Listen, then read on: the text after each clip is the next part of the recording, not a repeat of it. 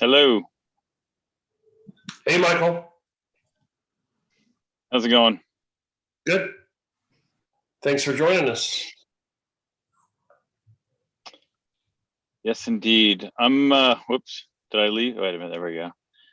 All right, I'm gonna try just testing this and see if it's. Everyone's in the room, so don't say anything. It's a secret. All right, well, let me see.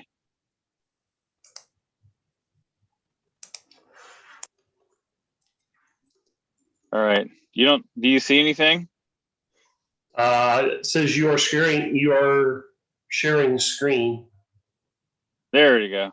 There we are. All right, do you see that? Yep. All right, good, then I guess it's working.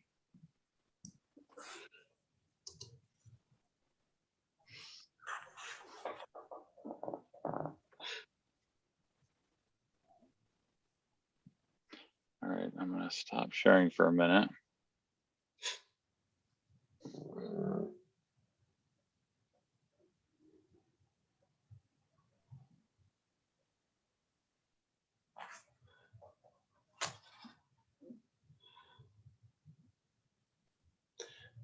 You said you were at a convention? Yeah, it's a retro toy show, actually, technically, but I've got some life-size figures on display and did some stuff for, sadly now a lot of the stuff I've done is considered retro. Yeah, me too. Yeah. I'm like, oh no.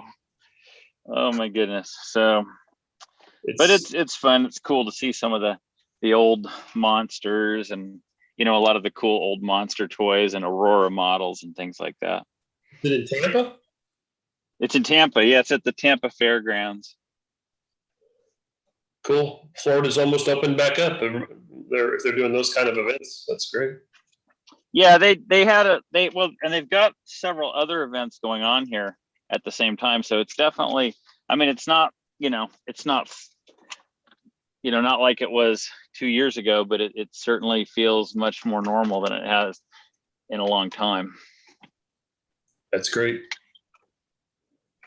So. Oops.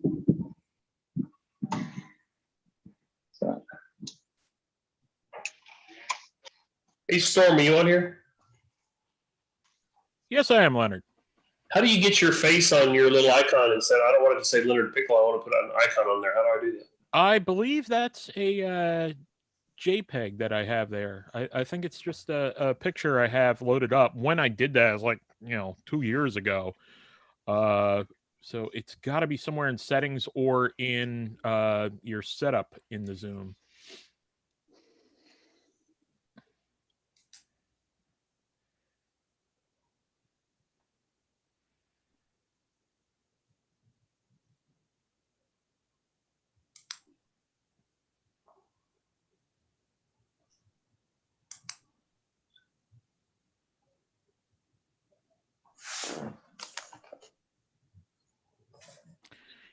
You know what? Might be the profile picture. So I think if you go into profile and upload from there, that might be what it defaults to, because it looks like that's where I have it saved. Yeah, it's definitely your profile picture, because that's mine is when I turn off the video, that's what comes up.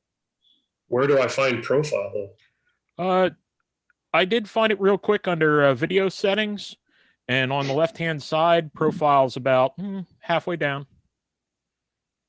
I got general video, audio, share screen, background, records, statistics, feedback, keyboard shortcuts, and accessibility. Well, that's interesting. I'm using it through the Zoom app, but yeah, it usually is between recording and statistics. Oh.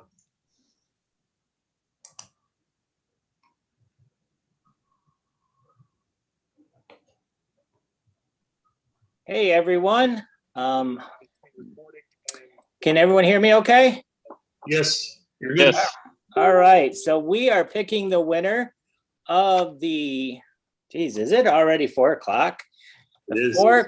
4 o'clock door prize. We've given away over half of our door prizes now, and we got some great ones coming up. Don't forget about at 7 o'clock tonight, we are giving away 5 Nethercraft wall panels. So over $7,000 worth of door prizes this weekend, not to mention all the deep discounts that are going on at Fair Expo. Plus, we got the rebate going on where you can get 10% back. It's almost like going to Menards and getting money back on your purchase. Do the same thing here at Fair Expo. So let's go ahead and look at the the winner of the 4 o'clock prize package. It is a Rip City regular color, full regular color line of Fast Air 8 colors. This is a really good package. I actually wish I was qualified to win because we sure could use this at the haunt. The winner is Ryan Schmidt from Wicked Woods of Terror. Again, Ryan Schmidt, he wins the Rip City regular color or full regular color line of Fast Air's 8 colors by Rip City. We will give away another prize coming up at 5 o'clock before Storm does his walkthrough. Is that what you're doing today, Storm? A walkthrough? Well, we're going to do some vendor spotlights. I'm waiting for some people to get back to me on that one. If not, I'm going to steal some volunteers from the crowd. And I am working on a live haunt minute. So any fans of a Big Scary Show know that that's going to be insane. But we'll definitely feature some vendors and talk about some things at 5 o'clock with the show. Well, that's good. Excited about that. And then right after that at 6 o'clock, I am live from the haunt in Grand Rapids, Michigan. We're going to go through a couple of our themes in our queue line and just kind of show some of the cool facades and scary rooms that we have there. So I'll be seeing you guys all later. And actually, is this Michael's class? Mike, Yes. you're getting ready to do a class? I am, my first one. Well, no pressure, but I'm also broadcasting this to YouTube and Facebook. So your Facebook Live and YouTube, if anyone wants to see the class. Holy Make sure you guys share smokes. Okay, it. All right, Michael, That's go good. kill it. thanks.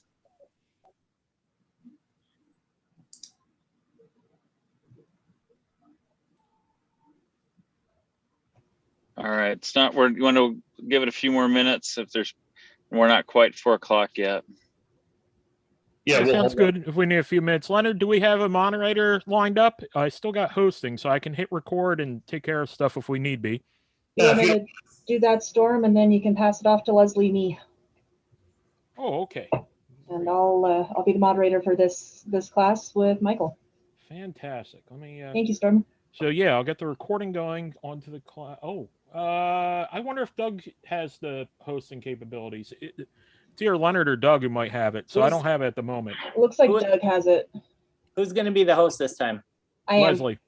All right, I had to jump in there and grab that because I wanted to put us on Facebook Live and stuff. So I grabbed the Oh host. yeah, yeah. Don't forget to record it. Oh, you probably are recording in the cloud.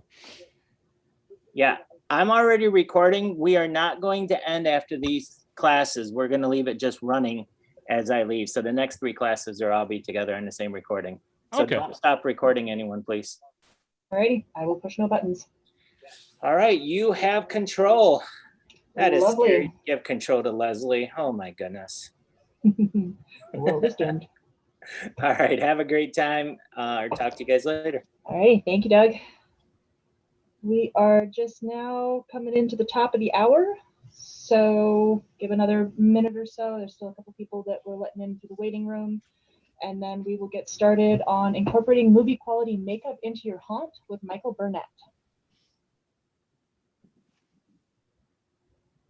And then just kind of as we've been doing on all the classes so far, if you have any questions, go ahead and put them in the chat and I will direct them to Michael. Michael, do you prefer questions at the end or questions as you go? At the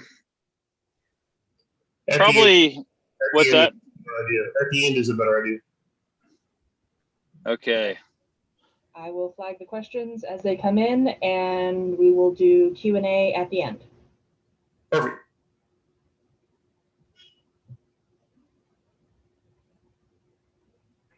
Mike, if you get to a point where you're watching something dry or something and you want to answer some questions, go ahead and ask her. She'll rattle off what she's got. Perfect. Yeah, because there's a lot. I'm going to be doing it on a PowerPoint, so I'll probably pause at the end of each of this kind of the sections and give it a minute, and then we can do a wrap up at the very end, because by the time we get to the very end, we'll have covered a bunch of different things. So if they're all I'll give you a pause there to do that, to add the questions.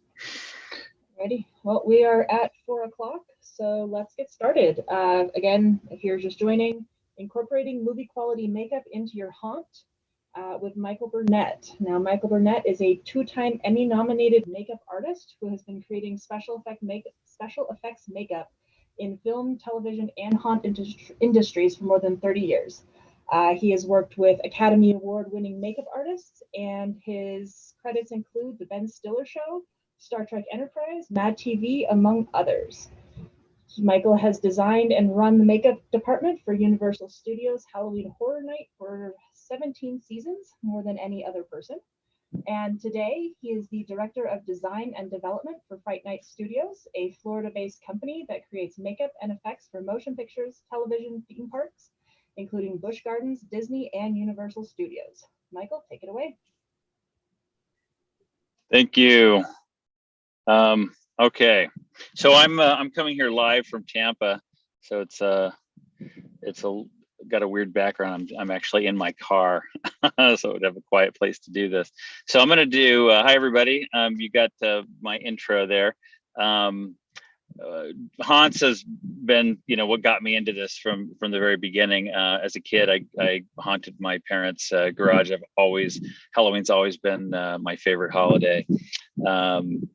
And the creating characters and makeup and turning people into monsters is probably my favorite thing. I love every aspect of it, but that's kind of what I focused on. And one of the things that I have the love of horror movies, and I think a lot of haunters feel this way. You go to a haunted house and you want to feel that immersion, like you're inside of a movie. And so one of the ways to do that is to bring the characters to life, to bring them to that reality. And when I worked at Universal, of course we had the IPs, and a lot of them were American Werewolf in London, Walking Dead, Stranger Things, and those all had to be screen accurate because people were used to seeing them. They don't have to be IP. IP is an intellectual property, like something that someone else created that you might not have. Freddy Krueger, Jason, things like that. But you can create your own movie quality characters that for your haunt, which we'll go into some detail. Which I also did some of that for Universal. They had some of their own icon characters. So I'm going to start my. Let's see here.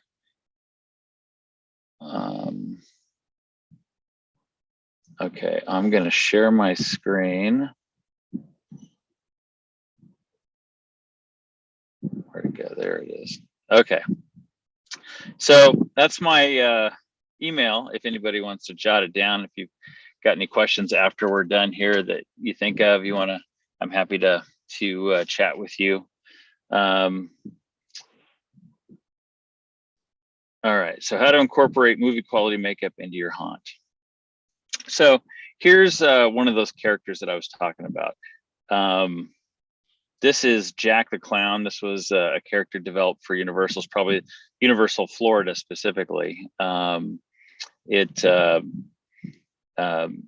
has grown over the years, and this was his incarnation for the 25th anniversary. Michael, Yes. We're not seeing your screen. We're just seeing your icon. Oh, that's weird. All right. Well, thank you. Give me a second here. The screen, is it just me? And see, we even tested it and it wasn't working. All right. Let me start over again.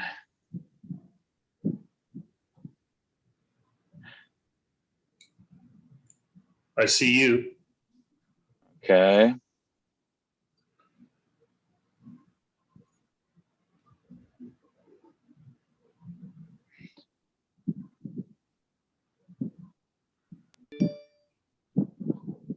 All All right, did that screen come up now? Yes. Yeah. Yep. Perfect. All right, cool. All right, sorry about that. We'll start over again. So there's my email address if anybody needs that. You can reach out to me there. So how to incorporate movie quality makeup into your haunt. So there's that guy I was just talking about that you couldn't see. He's Jack the Clown. So that's a full prosthetic makeup, from an original design. They had actually created a Jack earlier before I came on at Universal, and this was a kind of a reimagining of him. I actually got to redesign the character a couple of times, but this is an original Universal character, and it's something that a lot of haunts, I've seen it. A lot of haunts will have their own character. Sometimes they'll use an existing mask, but if you've got access to makeup artists that can do this kind of work, you could create your own character. And these work great for Jack is a great spokesman at Universal. They've used him off and on over the years, because of the type of makeup that it is. He can be used on in live performances as well as TV commercials and things like that. Here's Chance, that's his girlfriend. Similar thing. Created an original design. She was sort of a secondary character in a few years, and then got her own year in 2016, I believe it was. Got her own year at Halloween, and I think I've got a commercial here. Here we go. This is a commercial. I'm going to play this. Hopefully, this will come through. It's about 2 minutes. A commercial that we shot for these characters.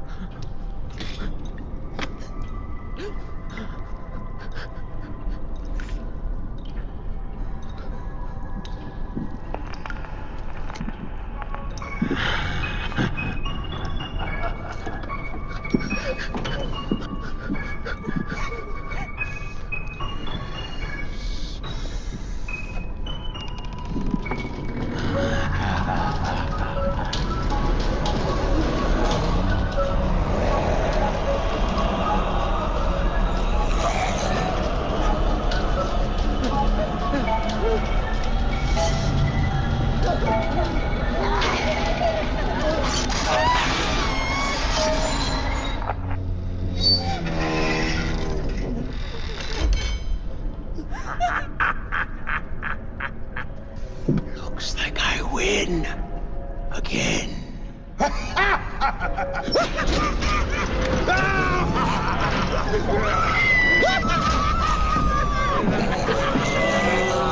Why not?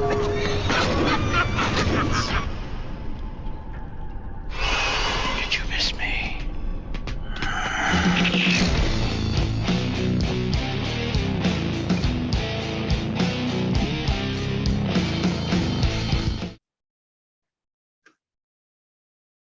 All right, I hope that, there we go. Okay, so the first thing that all this starts with is the design. I think one of the best ways to do it is to start with your character development.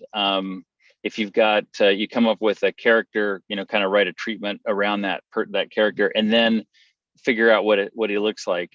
Every movie always starts with a script. When we did, all the haunts that I've worked in the last 20 years have always started with at least a treatment, if not a full script for with some character development in it, and which gives some background on the character and helps us figure out what to look like.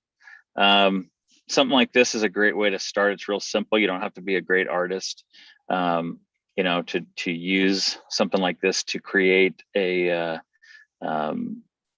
basic makeup outline. What I usually do is I'll do a drawing or a Photoshop rendering first, and then once the makeup, you know, once I got the look I like, then I'll do the makeup on a person and take a picture of it for the makeup artists that actually work at the haunt.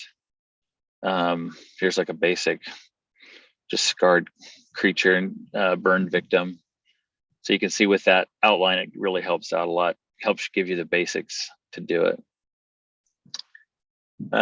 Including all the different materials that need be. All right, so another thing, but when you're doing a makeup, I mean, when you're gonna when you want to have that kind of makeup in a haunt, you've got to have a setup, and especially nowadays with COVID, even though with the vaccine and everything, you know, I think it's still, you know, prudent to work as safely as possible. I worked on a haunt last year. It was a drive-through haunt. We did do makeup. We had everybody wear masks. So it made it simple. We didn't have to, you know, half their face didn't require makeup, but we did keep the makeup area socially distanced and made sure we were, you know, everything was sanitized. Basic, you know, makeup table doesn't have to be fancy like this, but if you can have lighting set up, that's going to help you a lot. If it looks good under, you know, decent lighting, it's going to look great in a haunted house, you know, where you're going to have much more reduced lighting. Okay, so safety and that this is actually, I haven't updated this with COVID, but even before COVID, there was a cross contamination issue. I've seen haunts where they use the same sponge on 30 makeup, I mean, on 30, you know, to apply makeup on 30 different actors. And that's really not a good way to do it. It's certainly, it'll save you some money on sponges, but if you cross contaminate and, you know, one person has pink eye or is sick and you transfer that to all your people, and they're gonna, you know, it's gonna slow your haunt down quite a bit. A great way to do safe makeup, you don't have to worry about cross contamination. It's also, you don't have tissues. It's a lot of it also uses very little material, is airbrush. And a lot of the artists nowadays are learning to do this. They're very quick. The airbrush itself can be a little expensive. This is my kind of my go-to, as the Iwata Eclipse. They run in the $100 range, depending on if you buy them. You can buy multiples from some places and get them, you know, get a discount. But these will last forever if they're taken care of. I have airbrushes that are 20 years old. They, if you look right in the center there, you can see a little knurled knob. There's a needle that runs through that, and in the very tip, there's a little cone. Those you need to replace every so often. They're not too expensive. I think $5 to $8 a piece. But other than that, as long as the airbrush is kept clean and lubricated, these things can last for a long, long time. This is called this one here is called a gravity feed. If you're using small amounts of makeup, you put it in that top container, and it's easy to change out colors really quickly. This is called a siphon feed, which draws it up from below. And this one's great if you're going to do a lot of a particular color, like a base color, or if you can have multiple airbrushes, like one for your base color, one for your blood color, one for your shadow, and then you don't have to worry about cleaning in between. You can just, you know, grab and go. And this also speeds up to where one makeup artist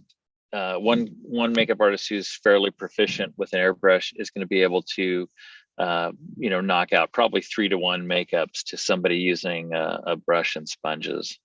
Plus, you're not going to have to worry, you know, about all the waste and cross contamination possibilities. If you're doing a big setup, this is a kind of a compressor I would set up. A lot of times, haunts have compressors for their pneumatic systems, and depending on the load and how it's set up, you can tap off of that possibly. Or if you have a small setup, you can use an individual. This one can run. Basically, it's designed to run. I've run 2 off of it. It's it's really designed for one, but there's a range of compressors in between. And the same thing, these that compressor runs a few $100s. The DeWalt is probably in the $400 to $500 range. But again, if they're maintained, they will last. They can, last for quite a few years.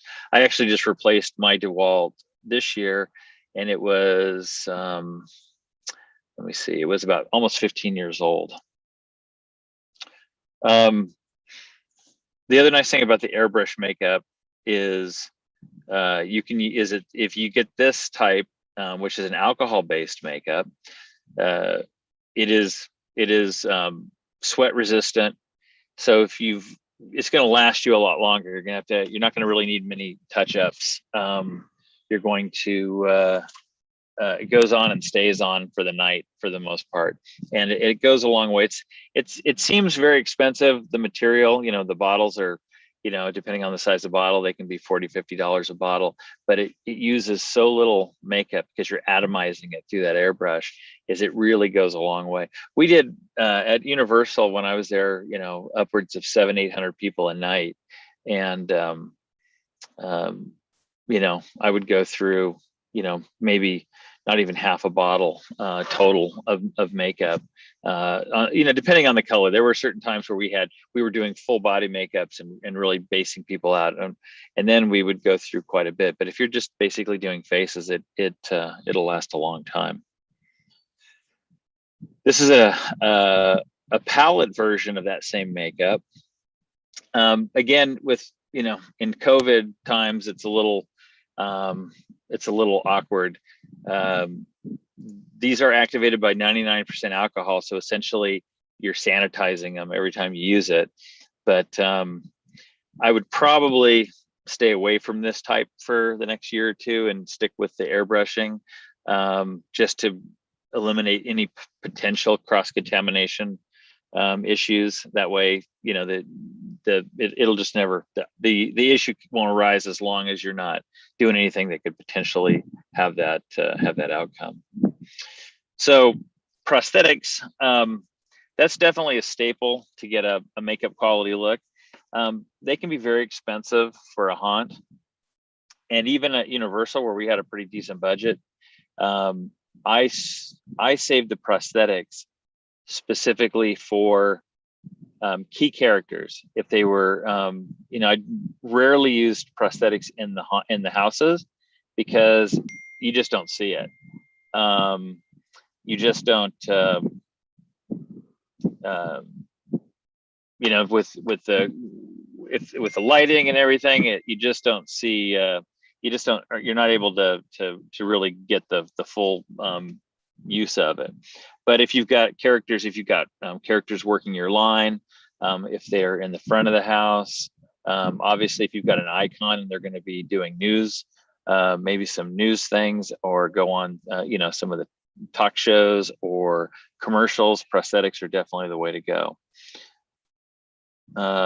This is foam latex system. There's a lot of, nowadays with YouTube and all the things that are available online, there's a lot more people doing their own, running their own foam. This is Monster Makers. There's a couple of systems available. Monster Makers is a really good one that I use. That's a gallon kit. It will make probably 30 to 50 full face prosthetics, depending on the size of them, and hundreds of small prosthetics, that one kit. You do need an oven to bake it. And they're really not reusable per se. For a haunt, you can get away with it depending on what the piece is. But as long as you're putting it on the same person, but it is, they're really more intended to be a one-time use. And this is basically the process. You've got you make a mold. You can buy them now. Nowadays, there's quite a few online that you can purchase that are pre-made. But if a lot of places have, people, that are really interested in doing this. I know several haunts that have their own makeup crew that works on these things, in the beginning of the year. Basically, either starting with a life cast. If you've got an actor like Jack, the clown we saw earlier, I have his life cast. James Keaton has played Jack ever since it was created, I think back in 2000. And so I made those prosthetics specifically for him. But during the hunt, we had a multitude of people. We probably had at sometimes probably 5 or 6 people in a night that would play Jack. And it's just, even with at Universal, it was cost prohibitive to make a specific prosthetic for each person. So I just used the mold that we made for James and ran all the pieces out of that. Some, the actors were hired, because they were similar build and looks to James, and were able to pull off the character. So the prosthetics, some fit better than others, but once it was painted in the wig and everything, it looked pretty close, and it worked really well. So these are stone molds. Let's see. Oh yeah. Okay. So here's an oven. So these are stone molds. There's epoxies now that we're using. These molds will probably last 1 season. If you do epoxy molds, they can last for years and years. A little bit more expensive in the material, but in the long run, they're a lot more cost effective. So these are a couple different ovens. The one on the left there is the black one there is like an industrial oven. You can bake a lot more. The one on the right is something you can pick up at Walmart for just under $100. I actually have 4 or 5 of those.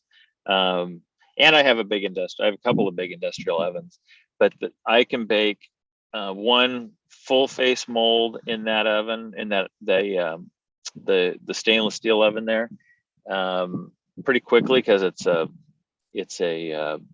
convection oven. So I can do it. You can run it a little bit shorter period of time, and I can run tons of small molds, and it works really well. It's really efficient when you're not running, big giant body pieces or hundreds and hundreds of them. But this thing will run. When we were trying to mass produce pieces, I'd have 3 of these ovens running. They just run off a normal 110 outlet, as long as you've got separate circuits, so you don't pop the circuit. You could do 2 or 3 runs a day in those, and produce quite a few prosthetics, and it's still very cost effective. This is an example of a pre-made prosthetic. I've seen these through Morris Costumes and a variety. I think even Spirit Halloween is starting to carry some more prosthetics. There's just a partial piece, giving it an idea. Another pre-made prosthetic. Okay. Does anybody have any questions about foam prosthetics before I go into silicone?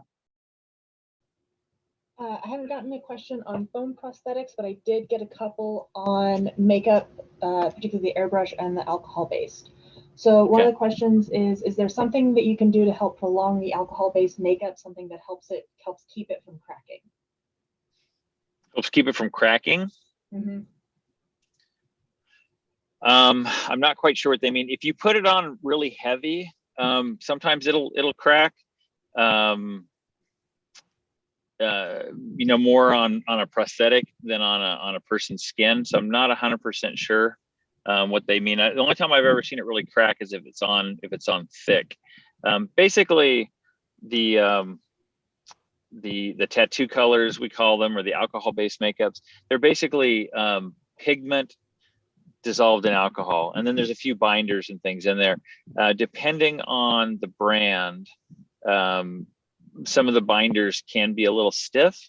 So one way to do it, and again, it depends on your design, is you can thin it out a little more and make it more of a wash, so that binder is not really thick, because sometimes that binder is kind of when it dries, it's a little plasticky, and that might be the cracking that they're seeing.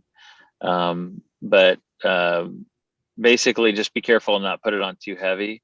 And try a couple different brands out and see what works for you. The Endura is the one that I've been using the most in recent years, and I've not had a problem with that. I think he was talking about it breaking in between seasons. If you just leave it in the trays and Yeah, in the with the use pallets. it, Oh, okay. So you're talking about the pallets cracking. I think Yeah, so. you know what? That is just that. There's nothing wrong with those. They dry out because what that is. The way they make those is basically it's called a slurry. They have it's super concentrated. It almost looks like syrup in that particular color. They pour a certain amount into those little trays, into the little, I think they're maybe 1 ounce containers, and then it dries out. And the first time you do that, they look really nice and pretty when they're brand new. You use them a couple times and you're digging in them and they'll split open.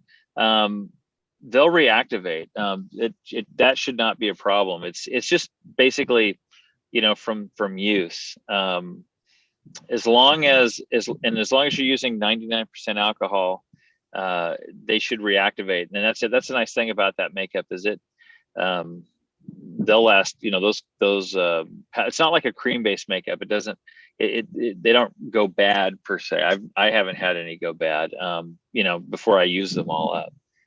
They last a long time, but that cracking is not, if you're talking about the pallets themselves cracking after you use them, that's just a matter of, that's just because you're wetting it and it's drying and wetting and it's drying. It's not really going to affect the color.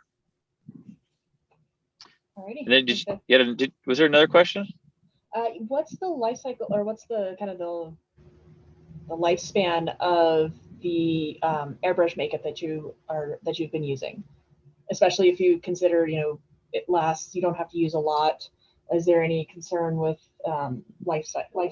Like shelf life? Yeah, Shelf life on it. The biggest problem with it, with the shelf life issue, is the material settles. The bulk of that bottle is 99% alcohol, and you'll see it. If you let it sit even just a day, it'll be clear, and then at the bottom you'll have it, all the material. Usually like a spray paint can, they put a BB little acrylic ball in there to help agitate it when you shake it up. As long as you keep the lid on it and it doesn't evaporate, and you want to keep it in a relatively room temperature, you don't want to have any extremes. I actually had I had a bunch of alcohol makeup in a trailer at Universal. I think it was the first year I was there in Florida, and September can be a really hot month in Florida. And we had basically one of those kind of trailer office, temporary trailer office kind of things that we were using as a makeup room. And well, they turned the power off during the week, because they said, we were only open on the weekend, so they shut the power off. And this thing baking in the sun, in Florida with the heat and humidity, we opened the door, on Friday to get ready to set up, and all the makeup had literally exploded, had heated up, and all the lids popped off, and it was sprayed all over everything. So so that obviously you want to just maintain it in a relatively room temperature kind of thing. No, I've never, I'm in Florida, so I grew up in California. Now I live in Florida. I've never had a freeze problem. So I've never experienced that. I can't speak to that, but I think alcohol has a pretty low freezing point. But I think as long as you keep the lid on it, and you want to shake it during, like, in the middle of the season, you don't have to do it like every week, but I would say go in there once a month. I have makeups that are several years old that are still good. Nowadays I try to buy smaller bottles because of that. For so many years I was buying for hundreds of people, and I'd end up buying too big of a bottle, and it would last for a long time. But as long as you keep the lid on it and you agitate it every once in a while, so that the pigments don't stay settled for too long, it should last you quite a few years. I've never had any go bad, so I can't really say that it lasts, give you a definitive time frame, but I've never had them go bad personally. Thanks, Michael. You got about 15 minutes. Okay. Wow. see, I talk too much. All right, silicone appliances. This is the new thing. This is what everybody's kind of going to. The nice thing about silicone appliances is you don't need an oven. Material's a little more expensive than foam latex, but you don't need an oven. There's several places. There's Brick in the Yard in Texas. The Engineer Guy, which I think got bought out by Reynolds. They were in Atlanta, Georgia. And then there's Reynolds Advanced Materials, which has places all over the states you can order. If they don't have a distributor in your state, you can order from them. But they sell all the materials to make this. To make these. Here, this is Skin Tight, which is a build-up material you can use. The nice thing about these two is these are more reusable. Again, if you're trying to get film quality and you're going to do it on a shoot, like they're going to see it up close, I would use a brand new appliance. If you're going to use it in a haunted house and you're going to put a lot of blood and stuff on it, and it's going to go on the same actor, again, you'll have to just look at the condition of it, but you can get away with a couple of multiple uses on these prosthetics. So these are flat. The other nice thing about these are sculpted flat. I'm not going to go into the detail of making them, but just there's a lot of YouTube videos. These are not difficult to make. And again, you don't need any special equipment. So another option, of course, are masks. Now, even at Universal, we used masks in the houses. We would always sculpt original masks. That was one of the things for me at Universal, to being that it, I didn't want to use something. The only time I think that I ever used a purchased mask was when we did the Michael Myers house, because the mask he wore was supposed to be a purchased mask, and they had a really good licensed mask available, so I used that one. Silicone masks are a new great way. They're very expensive, but they can, you get some amazing detail, and they can work really well. If you've got actors that you can trust to be, because that mask probably is $500 or $600, that one right there, but it will last a long time. You slip it on, put a little makeup around your eyes, and you're good to go. You can almost get a prosthetic, like on certain characters, you can almost get a prosthetic like effect with that. And I used a few of these for some of our Walking Deads from Basement.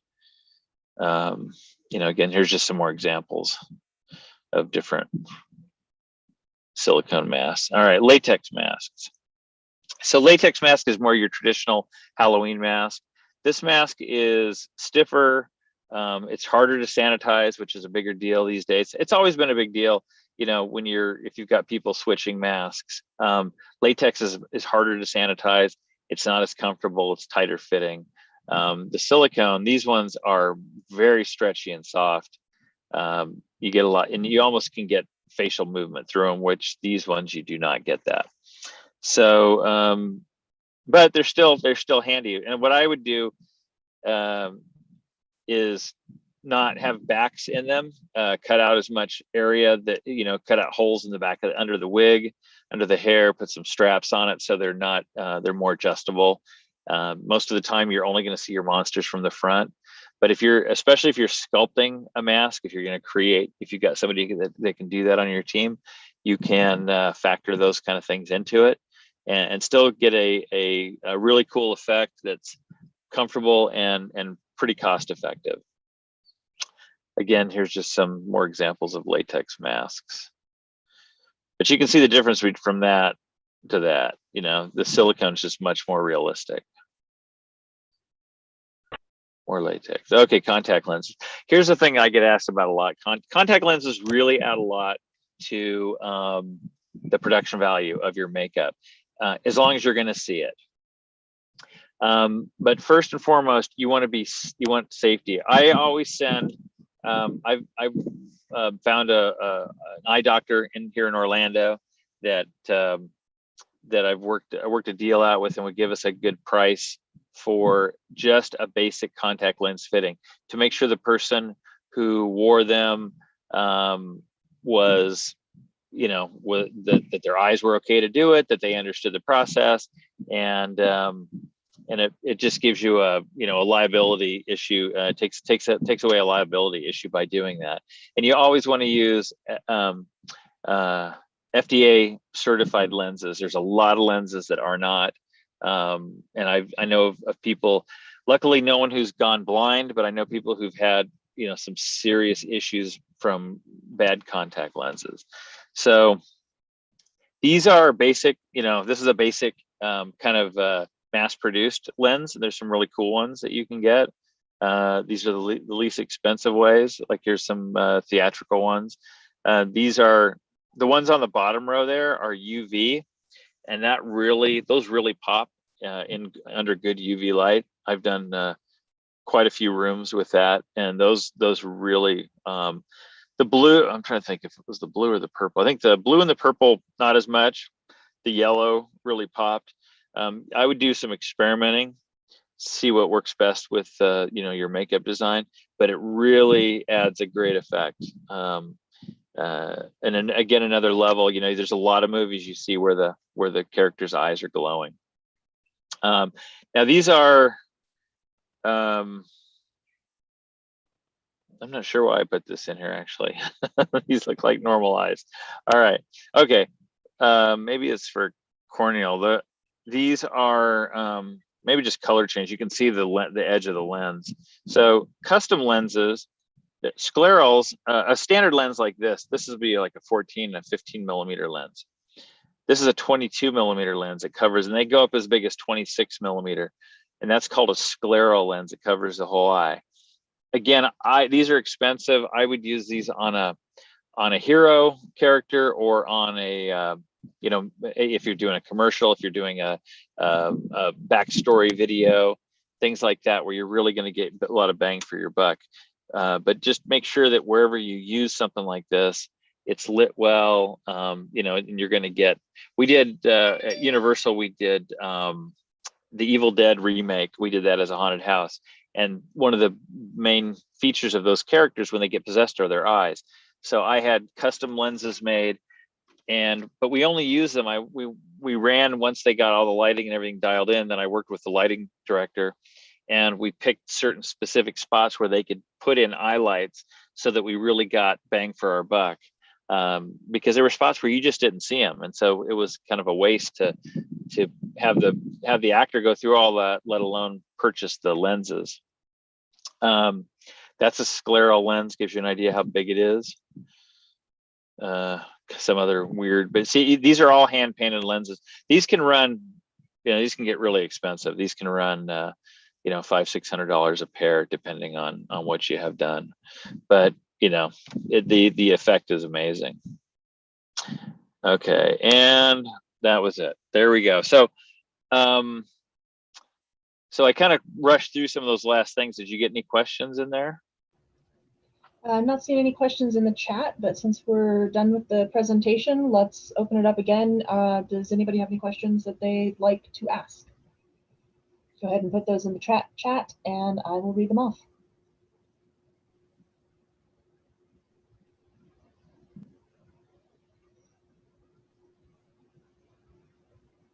Alrighty, we got chat crickets. All right. We got a few minutes. I've got a question, Michael. Sure. I was trying to type, but my fingers are too fast. So, you said that you think that prosthetics and inside the haunted house is a little bit too much detail for the impact. And I agree with that completely. I think especially with a really good makeup artist, you can make a great looking character without actually going through the trouble of prosthetics for something that they're not only going to be seen for a couple of minutes. But what about contact lenses? Do you think contact lenses have enough impact that you would do those inside or not? Again, it's one of those. It has to be. For me, it was kind of scene specific. For the UV lenses, definitely they will pop because you can see them from across the room, because obviously they're glowing under UV light. When we did like Jack, when we did him a few years, I had him in a few spots in the house where he was like right in people's faces, and he was talking to them as they would go in, and you could see it. We used lenses there. There were other spots where Jack was above them, maybe 6 or 8 feet, and they were actually, I called them Jack lights. They were actually a mask of Jack with rubber hair, because you could see his wig is a big part of it, and those wigs were a lot of work to make. So it was really but as you just got a glimpse of him, in the sound, it worked great. But I definitely wouldn't put lenses on those. So yeah, the lenses, you really want to make sure that they're going to be somewhere. If you've got a character talking to, working your line, if you've got street, at Universal, most of the super detailed makeups and contact lenses I would use for the street characters, because they literally the guests would walk up to them and interact with them for several minutes and take pictures with them up close, close up selfies. And so you got to see all that detail. The houses, that's where I would really, I would tend to lean towards the more simple and the paint makeups or masks. But it would just all vary on exactly what the guest was going to see. Alrighty, we got a couple of questions coming in from the chat. What's the easiest way to clear a clog in an airbrush setup? Okay, the one thing about the alcohol makeup is that if it dries up, it gets pretty hard.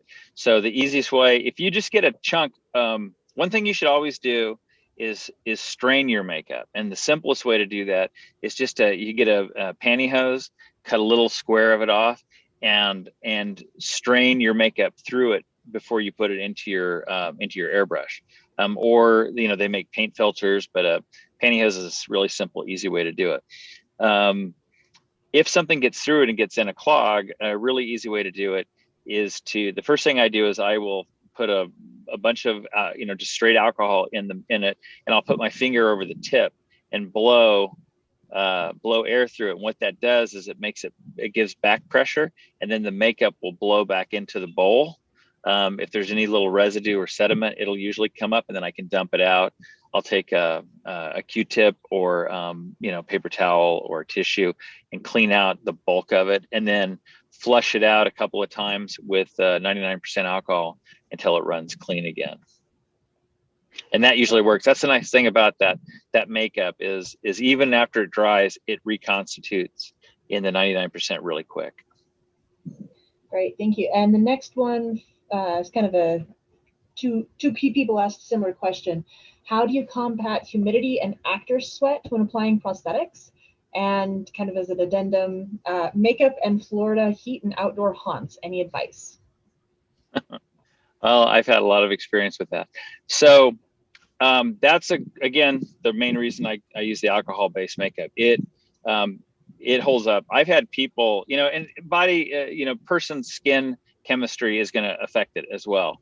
I've had people who even in the heat and humidity, we glue them in at the beginning of the night. They do 6-8 hours of running around in the sweating and screaming and doing all their stuff, and we still have to work to get it off of them.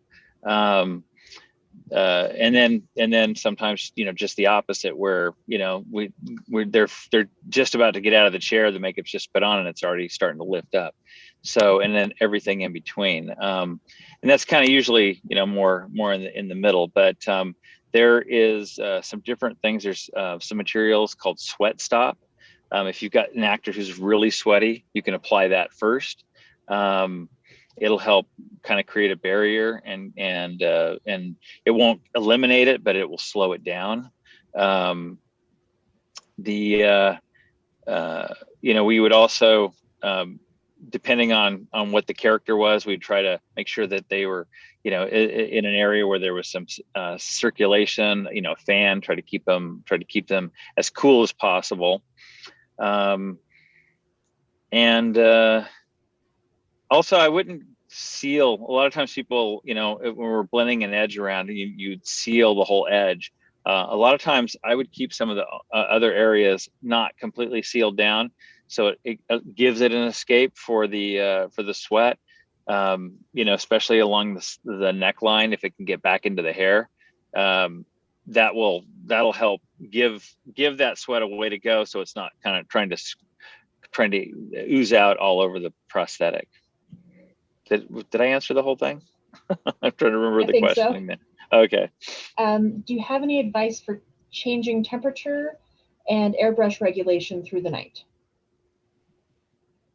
I'm not quite. I don't quite follow the question. That was a Doug question. Doug, what's your question? Is Doug there? Should be. I thought it was a Doug question. Hmm. Fear Expo question. Fear Expo. I don't know. He might mean, if you've got an air compressor, an air system, and if you're in a place where the temperature is going to drop a lot at night, you might have it's going to affect the regulated pressure as well as moisture in your line.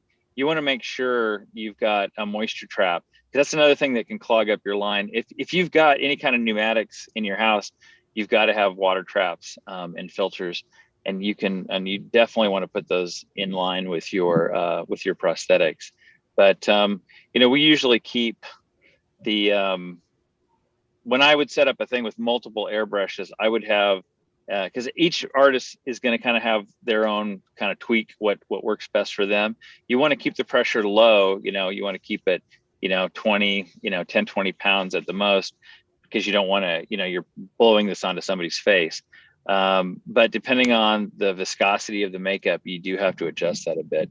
If that person, if you've got a little more detail, if you want to ask, if you got a little more specific, I can try it again, but I hope that covered it. Alrighty, and then I just saw somebody pop up with Sweat Stop. Sweat Stop, if you go to any major makeup supplier will carry either, because I believe Sweat Stop is the brand name, but there are multiple. There are a few different brands that do that. The places that I use, there's Alcone in New York, Friends Beauty Supply in LA. All this stuff they all ship. Most big theatrical supply houses. There's AEO Studios here in Florida, and I know they can get a whole bunch of that stuff. Sorry, I'm losing my laptop here. So any good theatrical makeup supplier, a place like Spirit Halloween is not going to get it. That's a retailer kind of place. You want to go somewhere. They're great for certain things, but if you want to, the higher end stuff, you want to find a close by professional theatrical supply house. And do you apply that with an airbrush? The Sweat Stop comes in a spray, and you actually could apply it with an airbrush. If you had a lot of people, you could probably do that. Yeah.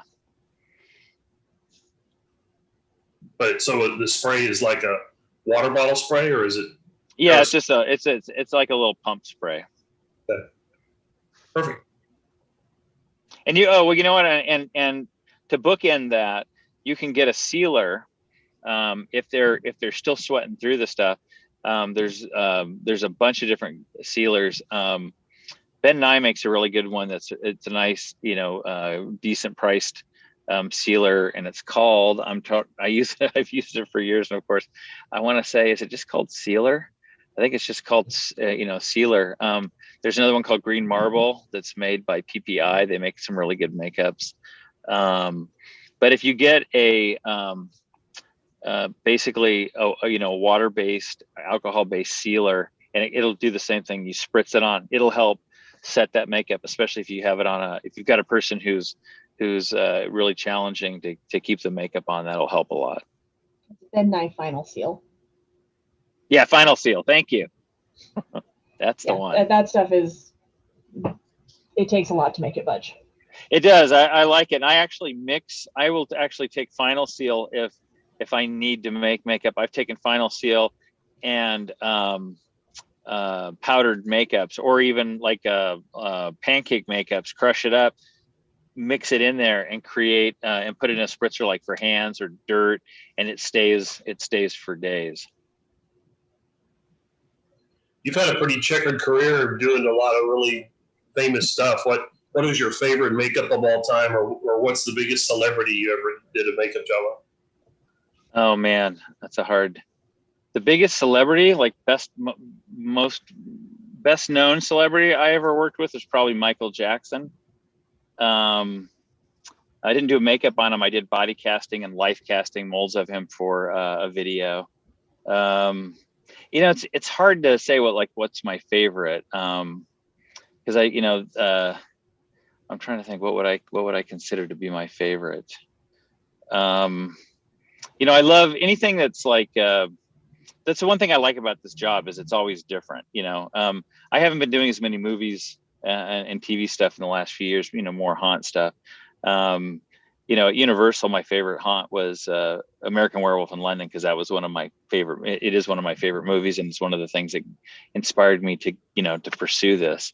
It came out the year I was my senior year in high school, and I was already into it, doing all this, but that kind of helped solidify that I wanted to go in that direction, and to recreate those puppets and the makeups from that movie was really cool. Movie wise, wow, it's tough. I did a show, soap opera called Passions, and I'd never done a soap opera, and it was like the craziest soap opera. I made a little doll that came to life. I did pirate zombies, and basically we kind of did a rip off of Poltergeist. I created this monster in the closet, got to be one of the demons, did all these zombies. I mean, just everything you can think of. That was probably my favorite job, because we got to do so many things, and I got to play monsters in them. I actually got to dress up. I got to be a zombie pirate and a few other characters. Perfect. Well, we're running Did out you of time. go? Oh, sorry. I was just gonna say, if anybody's interested, if you want to check out some of this stuff, you can. I haven't been posting very well this year. I usually try to post all the time, but I'm gonna try to get back into it after we get through these next couple of trade show, this kind of trade show, weeks coming up here. But my Instagram is mbpfx. And a lot of the stuff that I did for Universal and for various movies and TV are up there, and other haunts. Alrighty, great, thank you. We are pretty much at the close of the class. Leonard has put the feedback link into the chat, so please everyone go ahead and give us some feedback on the class, and then Doug should be on here shortly to announce the next winner of the door prizes. And following this class, it looks like Can you hear me? Yeah, we can. All right. Well, thank you guys. Thank you, I'm on everybody here who now. tuned in. Thank you. Thanks, Doug. Thank you, Mike. Good job. Thanks, Leonard. Thanks, Leslie, for keeping it going. Yep, absolutely. Thanks for Great your job, time. Mike. Thank you.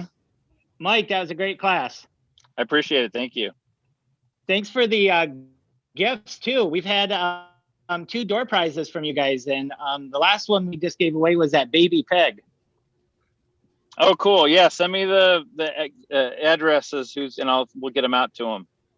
Okay. All right, great. Well, how's everyone doing? Are we ready to give away some more door prizes? You had me a door prize. All right. I don't know if you guys can see my screen or not, but I'm actually live at my haunted attraction, waiting for my 6 o'clock. I'm kind of hanging out with some of these creepy guys. Got all kinds of stuff going on we here. can't see your screen just yet. You can't? Nope. I'm That's seeing. not good. I see you, but yeah, I don't know if it's sharing, if you're intending that. But when you are speaking, you are showing up in your haunt. Okay. All right. Perfect.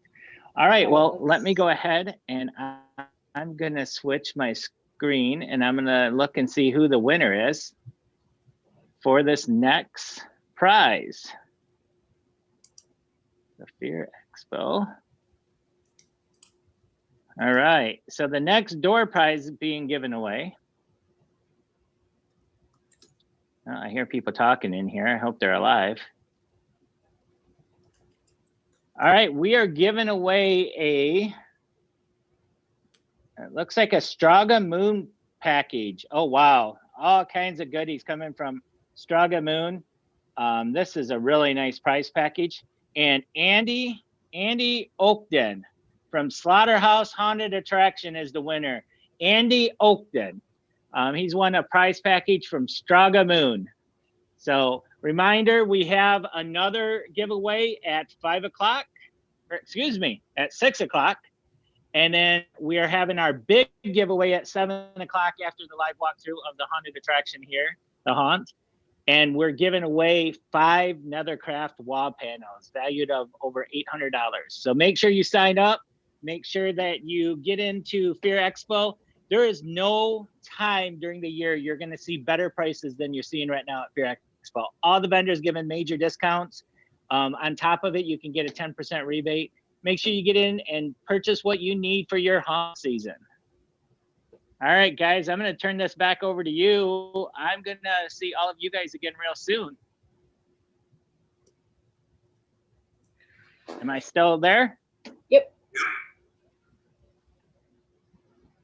All right.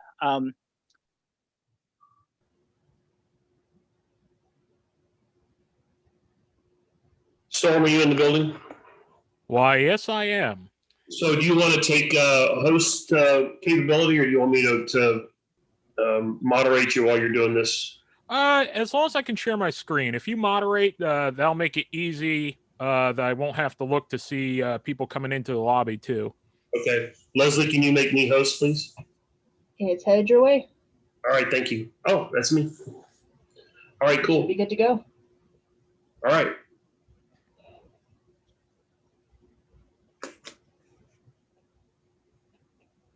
Perfect. Looks good. Oh, good. Good. So we're seeing it. Awesome.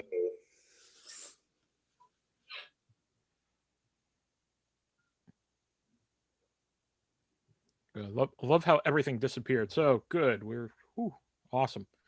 So yeah, we'll give it another couple of minutes.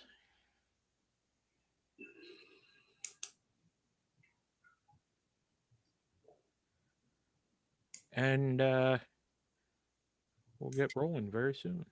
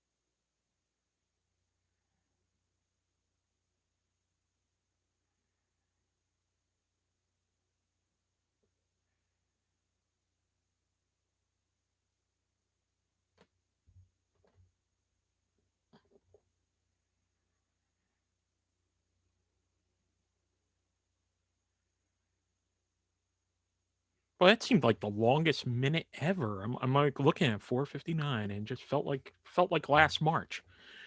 Good evening, everybody.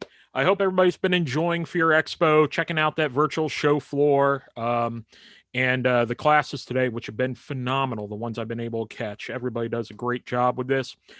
My name is Storm. I am part of the Big Scary Show. Unfortunately, I am not Drew Badger. Badger was going to do tonight's presentation, do some vendor spotlights. Unfortunately, he's a little under weather and could not be with us tonight.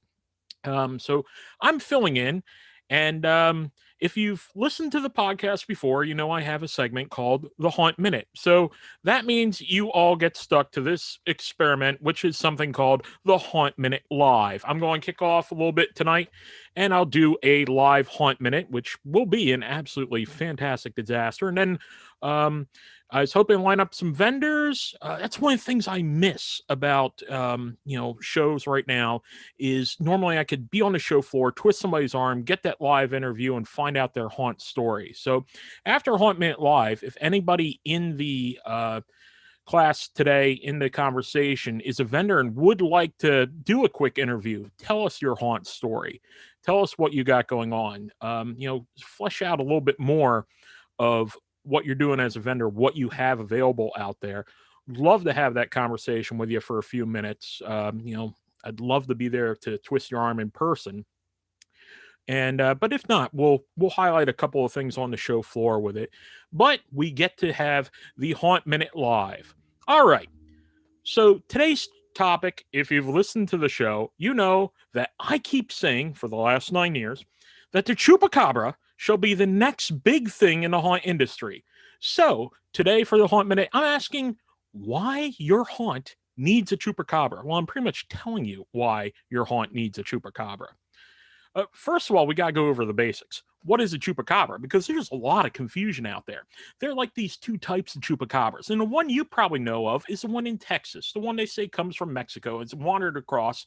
And it is this dog-like thing, a hairless dog, which is out there. And, the word Chupacabra coming from Spanish, meaning, goat sucker. And they take the blood from a goat and suck them out and, almost got like these vampire holes in their necks and no more blood. So that's where it comes from. And people have been seeing this second kind of Chupacabra, in Texas, slowly migrating out. Now, it's not, is it really a Chupacabra? Is it something really to have in your haunt? Probably not. Why? Because it's just a dog without hair, which some cryptozoologists are starting to refer to as the crap jackal. Yes, that's right. This thing is not exactly scary. I mean, sure, it might scare you when you're out by yourself at night, but this isn't going to work for your haunt. This isn't the Chupacabra we want. No, this is, the second Chupacabra. We want the original Chupacabra. That's right. The real creepy, scaly thing that started out in the Caribbean, Puerto Rico and Dominican Republic, they started seeing this thing. There might have been lights in the skies, and then this reptile type crazy thing with spines on its back and these big red eyes and teeth, and sometimes it walked upright, sometimes it crawled along with big claws. Now this is your scary original Chupacabra and something your haunt needs to have, because Chupacabras are cool because cryptids are cool. So the first reason your haunt needs a Chupacabra, cryptids are cool. It's going to be something people are talking about, something neat, and something you can do. So you can't go wrong with that because, again, if they're talking about something cool at your haunt, they're talking about your haunt. Second reason you need a Chupacabra is your actors will pretty much wear anything. You can get them to dress up in just about anything as long as you get the right light, splash on a little paint and makeup. They'll make it look good. They'll act and run with it too. So even if you think, oh, how the hell am I going to do a creepy Chupacabra type of thing? You'll figure out a way, and you can just throw something on there, and your actors are going to make it look good because, once again, they'll wear anything. The third and most important reason why you need a Chupacabra in your haunt is to use your chickens. I don't know why, but every haunt I've ever worked for has all these rubber chickens sitting around. Every single one. They're always rubber chickens. They're just there. Where they come from? Don't know. Every haunt has them.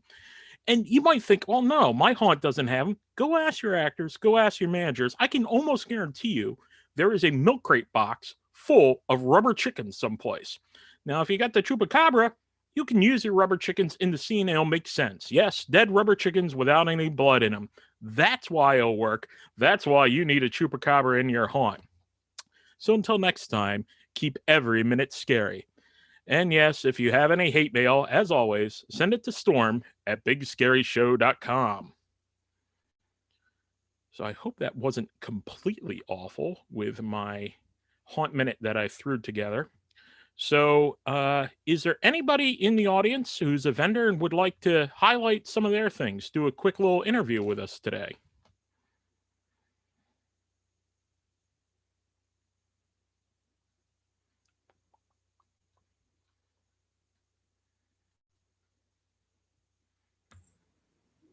All right, not seeing some of the volunteers. Yay! See, this is the bummer. I don't get to twist the arms.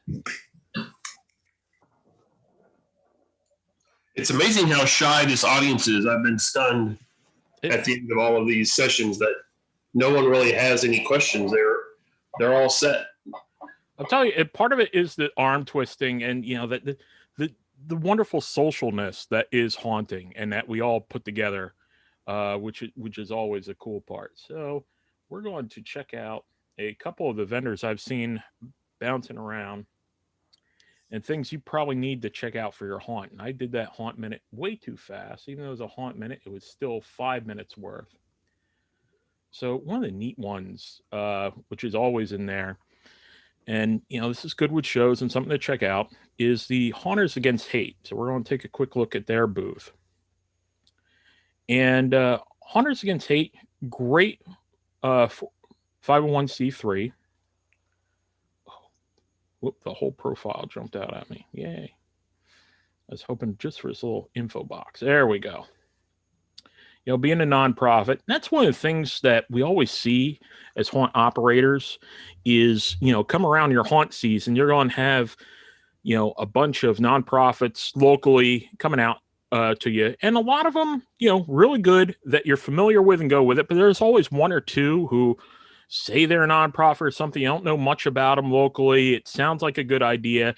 And you can, you know, go ahead and toss them a couple tickets. It's usually what we do just to be safe, as long as they'd show your 501c3 certificate showing that they're a nonprofit. You know, we'd kick them a couple passes. But, you know, you have a group like this, which I think we need more of in the haunt industry, and more you find out how you can help groups like that, is they've taken time to go out there and try and build that trust with haunts, to work for a cause, something that can brand and go together. Because, you know, you working with, you know, a charity, especially in area and stuff, is a social consciousness thing more for you. Is that going to be the big deciding factor of why people are going to go to your haunt or not? Not usually.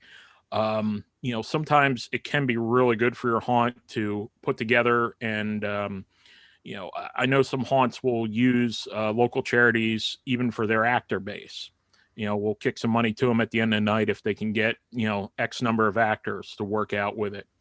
So, you know, talking to these nonprofits that come to shows like this, things like Haunters Against Hate, you can find out how you can help them and how you can work better with your local charities.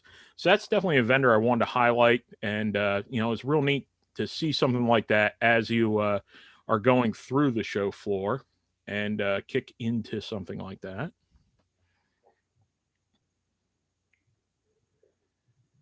Hopefully my computer's not running too slow for us today.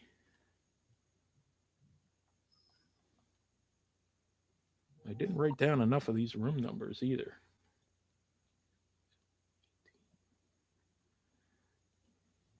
So another one that caught my eye earlier today was Inferno Effects. You know, one of the things I've seen is the types of different masks that can be out there. Usually, you know, we have these trends in haunts, and that's one of the jokes of why I push a chupacabra, is because no one does it because it's something so difficult to do. Sometimes, yeah, everybody wants a clown or wants some weird like that. But if you get something unique, you know, some of your actors can really run with it. And this sometimes becomes more of the talking point. I was always fascinated by the way people will confuse their haunt with other ones, even if the names are completely different, if they're in different states. We would get phone calls for haunts in the next state just because the name was sort of almost possibly the same. There's really only so many adjectives you can come up with to be scary. So I love finding vendors like this and learning more of their story of why they come up with some of these things to be just a little bit different. Here's a goat for your chupacabra scene. Can't go wrong with that. But we only see occasionally an Egyptian scene. So I love when vendors really come up with something a little unique. Will take a step out there, have some of your classics, but just might have that one thing that can get you a character or a scene that will leave the groups coming from your haunt talking about it. You want to stay on the trends and have some of the neat stuff, but it's going to be the possum scene that people are going to be talking about to each other and going, oh, you got to go see XYZ haunt because, we were there. We thought it was fine. This granny came out and she was cooking something. This giant possum person thing came running out of a fridge. I mean, that's just what came on top of my head looking at a thing like this. So I do love that, so many of these mass vendors are coming up with such neat, unique ideas, which are helping drive us creatively in the industry.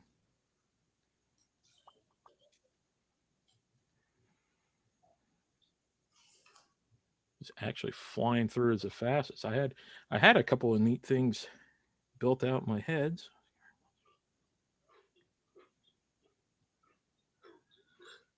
Doesn't Kyle Best have a studio or some kind of an art show in there somewhere? Could. I found it one time and never could find it again. I keep hitting. And Kyle does such neat stuff. There were some links on some of his things. It might be in a different room.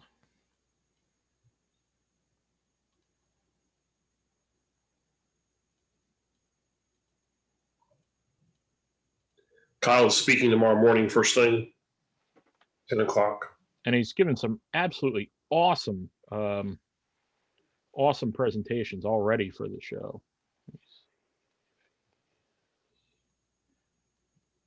Let me see, group together.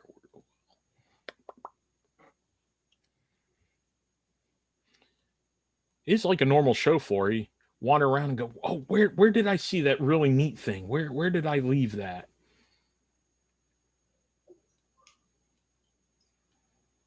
It's virtually the same. Exactly. I know I saw Kyle's thing pop up too.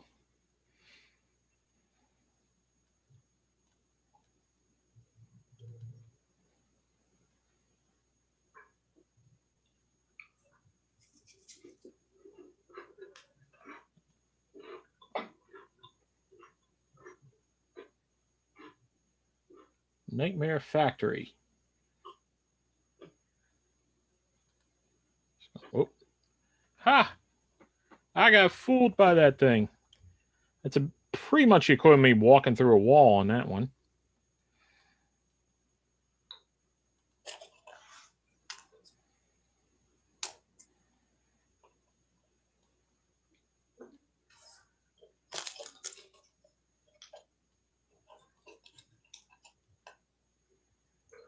The rebate that Fear Expo is offering is really kind of unheard of in the industry. It's going to save a lot of hunters a lot of money. Absolutely phenomenal. It's a neat thing that they've really been promoting and pushing, which comes off really awesome with it too. You don't see it. You have the show pushing through. It's not coming directly from the vendors. It's coming from the show producers, which is just a phenomenal aspect, and really makes it incredibly competitive with some of the other shows that people are used to attending and buying from. I do love how early that this show has been, and to get a lot of these vendors and push out there, because supply has been a weird thing too. I know Leonard, you're real big and highlighting the issues with supply with just haunt building right now. But even for these vendors, they're trying to get their orders in now early and push with it because, they might not have the supply to create these props later in the season, closer to September, October, when, you might need those last minute props. So This spellbound I actually hadn't seen until now. That's a neat thing too, is you see something unique on the floor every couple of times you will push through it. A severed head with hand punch hair. Oh, you can't beat the hand punched hair. It definitely makes it the showpiece. It shows it off.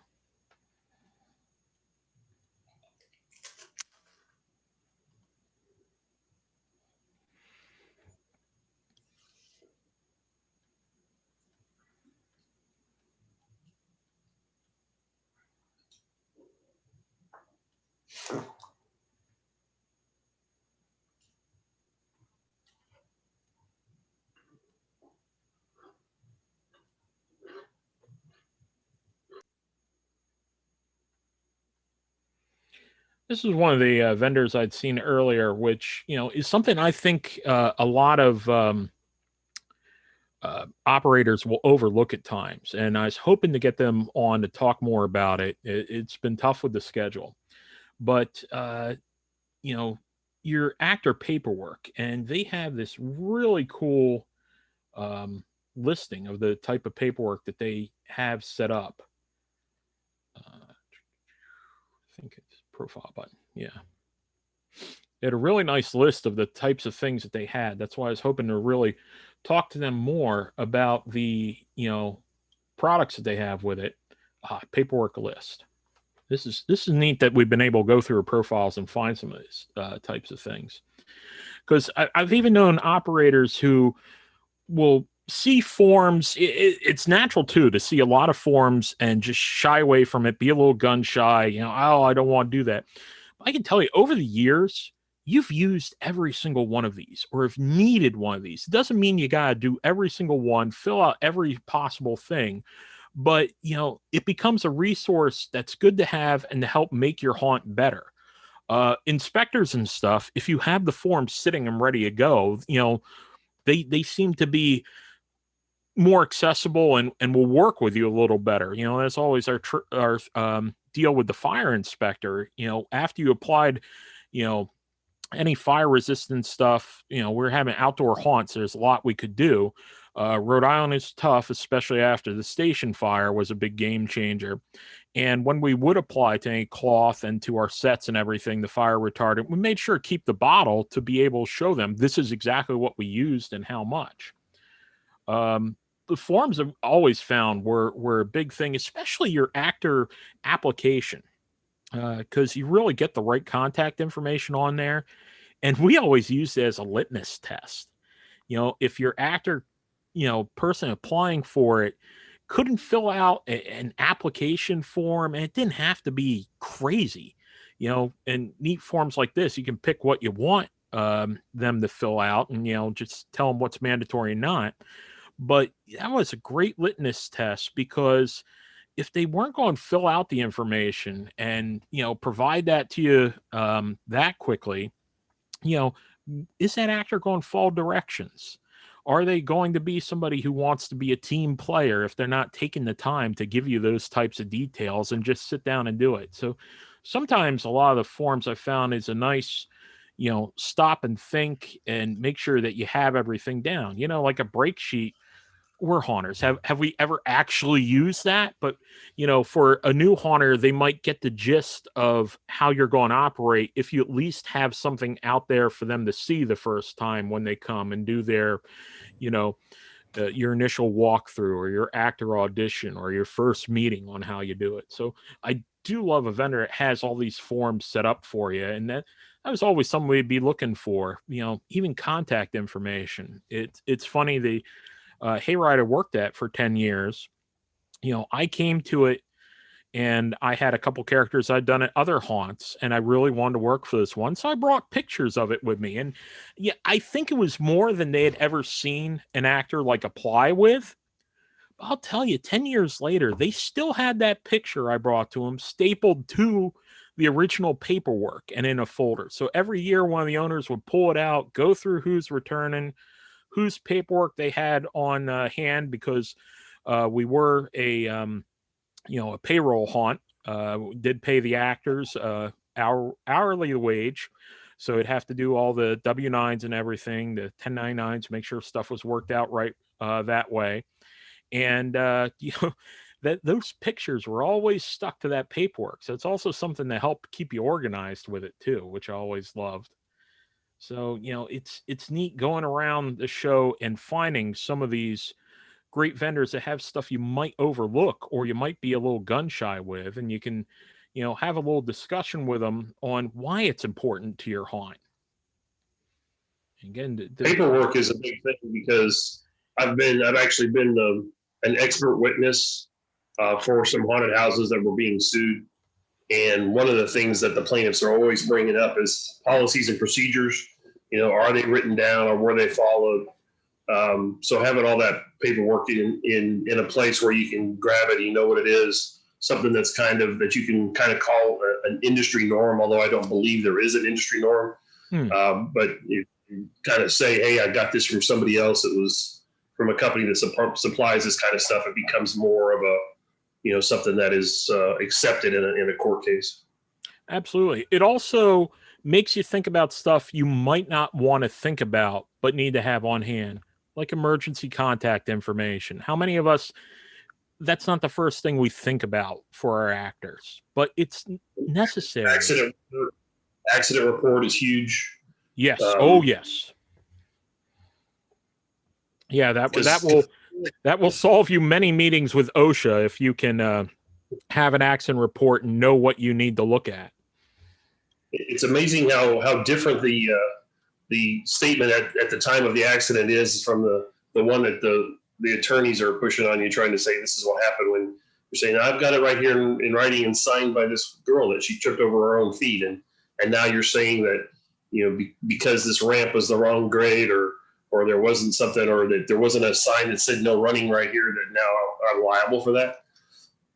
Absolutely. And especially afterwards, you know, if they go looking and, you know, get a customer who say they're there or something, you know, if you have 3 or 4 people who say they're there, and, you know, we love our customers, but they don't seem always to be the most attentive. I've had so many, you know, on a narrated hayride asking what the story is. Why is this happening? We're like, the person on the speaker just told you why.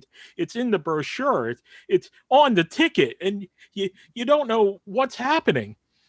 Why are there clowns? Because it's an evil circus. So yeah, it is amazing. It's great to have that information there. Again, this is why, you know, it's so neat with the different vendors through this. Kyle Vest, I just let Kyle Vest into the room. Kyle, where's your room? Where's your gallery? Is there a gallery in the expo someplace? Unmute yourself and tell us where to go. Kyle. Maybe it was somebody else than Kyle Vest. I don't know. Keeps throwing me off with his Fabio cardboard cutout. That's what I keep thinking of every time I see that.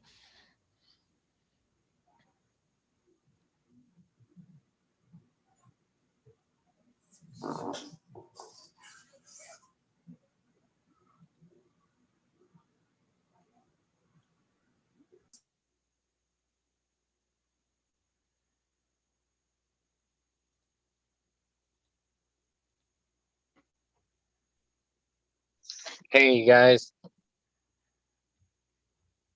Oh, there we go, Kyle. Kyle, where can we find your booth? I'm twisting your arm. We're going to interview you. I believe it's in Hall C. Hall C. Awesome. There's this horrible cardboard cutout in the middle of the way, though. Dude, if I ever looked that much like Fabio ever in my life, I would always use that. So that only happened once in my life. That's all it takes. That's all it takes. I had long hair in college because I went to Catholic school my whole life, and like, Storm, when are you going to cut that? And I'm like, when I look like Fabio. So maybe I wasn't there. Oh, I wasn't here before.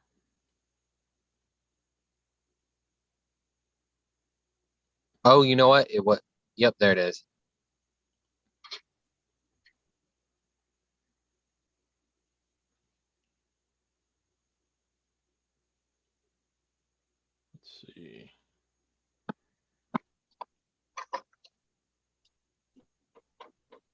See, even the people putting this together, they love that picture. That cutout's everywhere. Oh, nice. So, oh yes, this is. Oh my goodness.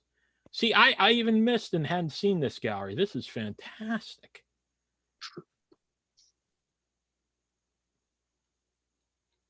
I think I can zoom in on it like that at least. This is neat. Where do you get some of the inspiration to do some of the visual effects the way you do? They work so well, but do you go wandering around to abandoned buildings and stuff in any off hours? For 3D, sometimes I do actually. But most of the 90% of the time, I normally am given uh pretty straight to the point theming, and then I ask and beg if I can do something that hasn't been done yet that will go along with their theme. And I normally get my way. Sometimes it takes me to do one room exactly how they want it, and then I add a little twist to it, and then they're like, "Oh, wow!" And then before you know it, I've got the whole haunted house in my hands, and it's in a totally new direction, but same theme. Oh, that was my next question too, because as an artist, it's sometimes difficult working with operators. I know I've had to bang my head against a wall, even just trying to communicate ideas between my GM and owner. How hard is that to get that vision and get them to trust you initially when you're talking to a potential client? It can be tough at sometimes, even if you put a picture of your own work in front of them and they're like, "Yeah, that looks great, but no, I really want clowns." And I'm like, "Okay, well, I can do clowns, but we can take it to another level." And they're like, let's just barely take it to another level." And then you take it barely, and then they're like, "Oh, we should have trusted you and went the whole 9 yards." And then they're like, "Here's 6 more rooms." Oh, nice. Do you do some of the layering with UV where you'll have like, on a regular lit scene and then they can switch it to black light to have things appear or show up differently? Yeah, and in the past 2 years, it's been coming more and more popular because of the paints. Um, Most definitely. I've also did a lot of haunts that are not 3D, and they'll ask for, the blacklight transition. Like every time I feel like I do a nun attraction or like an exorcism attraction, it's always, "Hey, can we do a flip of the lights and change the, paint?" But you can also do it without a blacklight, even with just, solid red to blue lighting. Oh, awesome. It's fun on the colorblind like myself. I love that they added people to your gallery too. Just makes it Oh so much yeah, more fun. they still need names. So anybody out there that wants to give them names, I think they need them. Oh, see, this is why we need some extra door prizes and stuff. No, Kyle, thank you very much. Glad you could take a few minutes. Hope we didn't get you to roll off the road and showcase your art and everything. I'm glad you helped me find the gallery too, because I've been following those cardboard cutouts, and yeah, again, I just get distracted with fantastic hair. Where It's like can the Clue game. We like to throw hints out there, but never put you in the exact spot. you got any big projects or anything you're working on right now you can tell us about? I can't necessarily say the project. I just finished wrapping I think this was my fifth TV show with Tyler Perry.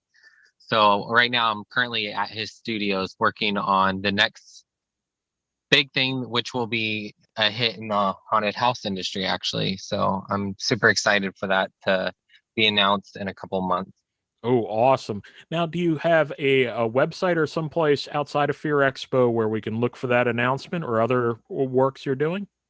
Yeah, I try to keep all my social media on the same page, which is just Kyle Vest or Prince of Fear. Prince of Fear is the easiest, I feel like, for everybody in the haunted industry because it gets you pretty much straight to the scary side of my things. And of course, princeoffear.com.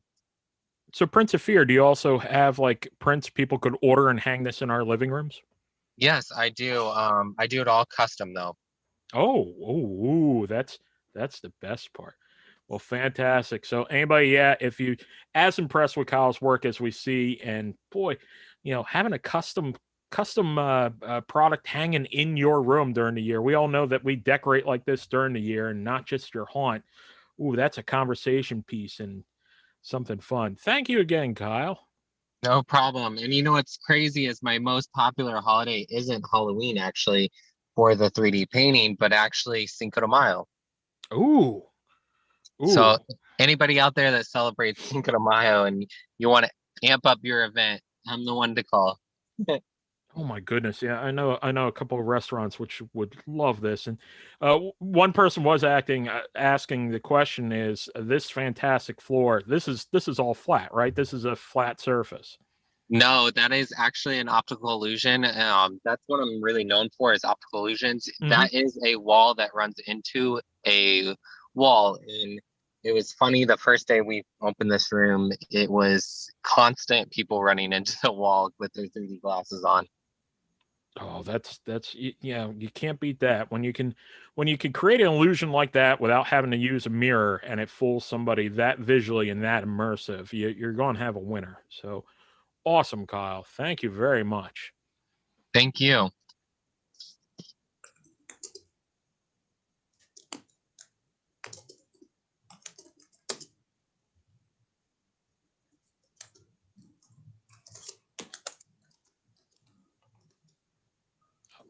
Ooh, silicon weapons. Oh, 50% off weapons.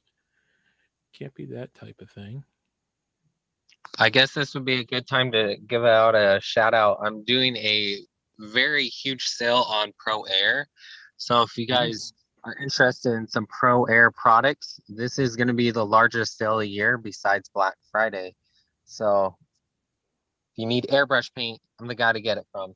Oh, absolutely. Awesome. And do you still have any slots open for the year coming up for anybody looking to have work done at their haunt? I actually do have a couple spots left. I predict they will be filled by probably 2 weeks from now, though. So anybody that is interested, definitely hit me up. Perfect. Awesome. Thank you again. Seminar tomorrow morning, right? What was that? Kyle's got 2 seminars tomorrow. Yes, Oh, correct. yeah. Well, I'm you want to preview us on those? Yes, I am teaching 2 classes. One is on stunt works, and it's covering from, if you have it at your haunt or if you don't have it at your haunt. And I've done this class before with Fear Expo, but I'm taking it to another level. After the convention, or after that weekend, did get a few emails. So I'm actually going to go over those emails and talk more in depth with a couple things that I brought up, but I didn't go into too much depth about. And then my other one is Masked Up and Sexy Makeup, which was a very large class that I taught last time, and I didn't get to go nearly into details about it. And now I'm really excited that I can hopefully go full throttle into it and cover a lot more. Oh, I love this level 2 of your presentations. I did catch, I think both of yours during the previous Fear Expo. So that's exciting. Absolutely exciting. Make time for that, people, tomorrow. That's going to be really neat. Thank you so much. They're Oh, no definitely problem. fun, and you can be at any level for both of those classes. Or if you're just interested in bringing it into your attraction, it kind of helps guide you into knowing more about what stunts are or what kind of makeup to get into. And of course it goes over the COVID safety, as we don't know yet for sure what's going to happen this year. So I kind of prep you for what happened last year, and it gives you more of an opportunity. Awesome. Sounds good. And definitely everybody reach out to Kyle, especially if you're interested in custom work with your haunt. Every haunt's different. What you have pictured is different there. So he can work with you, figure out what's the rate, and, work that out if it's a good fit for both you and him. So definitely contact him directly if you got those types of questions and you're really serious about something like that.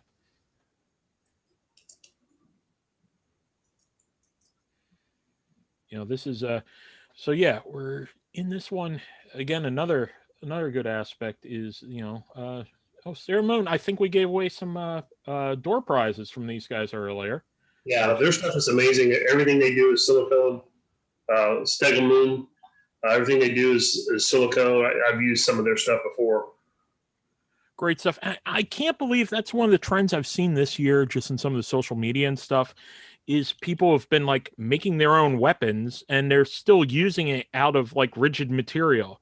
Oh, I made my own axe, but I used this and it's, plastic and wood. And I'm like, that's still going to be dangerous. You don't want to drop and trip. And, what's the point of making something like that if it's not going to be lighter and easier maneuver? And you're just going to have an exhausted dead actor by the end of the night, not in the good sense. There's one of the things that's neat about the silicon and foam is it's more manageable than if it was a real item. And the real items are just scary for all the wrong reasons. I love the idea of having, especially to your actors, having something like this, having a silicon machete available to them means they're not going to sneak in their own.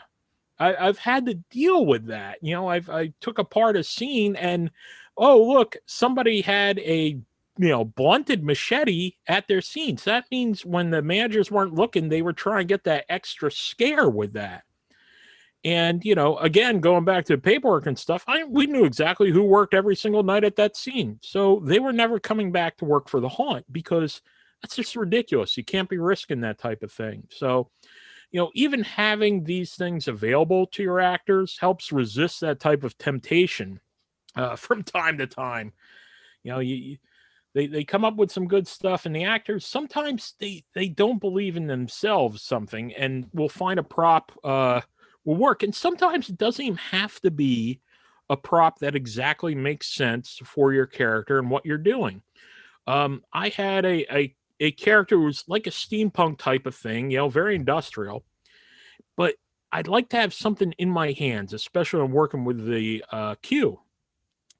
And sometimes you're off on your own and you just need something to distract or bring, the patron's attention to a different direction. And sometimes you need something to, push them and go away. So, I actually had created a PVC pipe like something like this. It could be very handheld and easy to work with. And it just looks intimidating walking with it. And what I actually did with that is I built in a cap gun into it. And, I could pop it and it would echo through the pipe. So it really wasn't loud, but it was startling. And if I was dealing with some unruly teenagers who kept asking for the high five and stuff, I could, with a click of my finger, have the pop go off with the prop and be able to make my exit, work to a different group because it'd be something that's startling. But, always good to think outside the box. And there's some really neat props and ideas to be able to do that. Always love body parts working with the queue also, be looking for stuff if you have any type of Frankensteinish like scene or mad scientists. You could be walking around with a part and trying to match up the hand with one of your people in line. And that's when they'd be wonderful and their friends would give up their names. I also think these silicone props, they not only look great, but they're also good for actors because I noticed with my actors that I've hired or worked for, they're actually more careful with these because they know how easy they are to break. So they're not going around and tearing up other props with this prop. Oh, absolutely. Yeah. They know the value of them too. They know that the silicon ain't cheap. Sometimes they'll see the foam and they just go through it. And, we'll no matter how careful you tell them with the foam, they're going to tear it. But the silicon, yeah, they have been much more careful and it always gets that neat wet look. I got some silicon intestines sitting around and they just always look fresh. Can't get that with the your regular latex, and it definitely won't stay that way if you try and get more than one season out of it.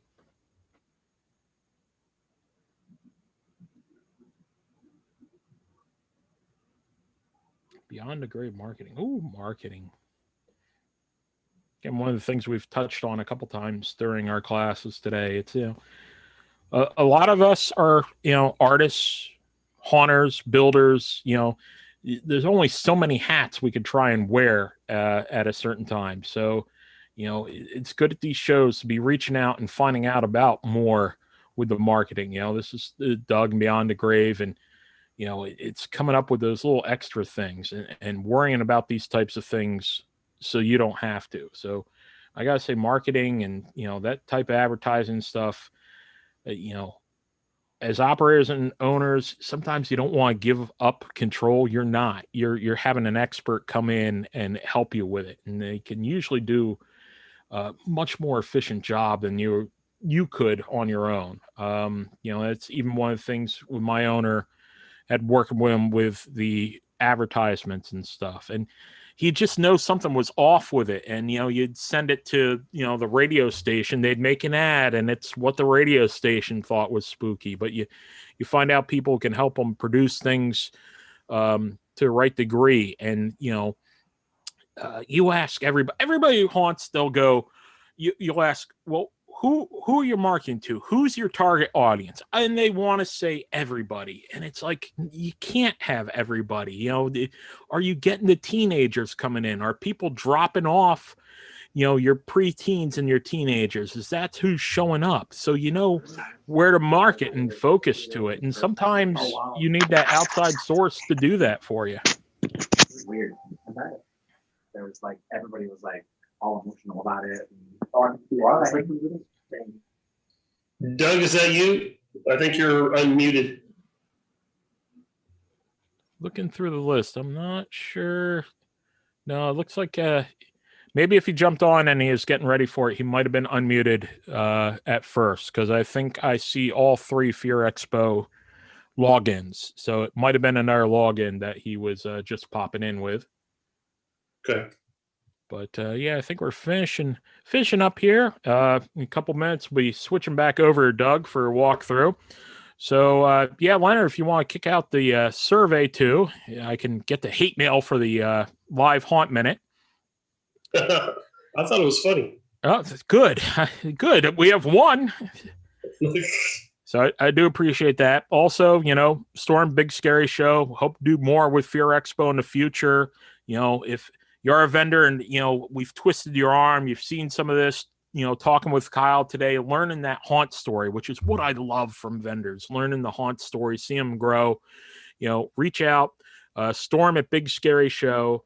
We can have you on, we can pre-record. That's one of the things too. Live is always intimidating. I'm with you there. I've had so many vendors over the years who, stick a microphone in their face and like, is this on live right now? I go, no, we'll produce it and go with it. And you just see them relax a little bit because they know that they can redo it again. And then they find out that I forgot to hit the record button, and we have to, they'll go into this beautiful speech for 2-3 minutes of their product. And I'm like, all right, great. You got to do it again because I forgot to hit record. I can get up in front of a class of 200 people and talk and not even get really get nervous. But boy, you stick a camera in my face, It is a totally different subject. Oh, absolutely, absolutely. The biggest thing with the, especially the audio, some of the good recorders will have the dual microphones and stuff on it, and I can't tell you how many times people have asked me if that's a taser, and I'm like, oh, no, it is a recording thing. That's what the microphones are for. They're not electrodes.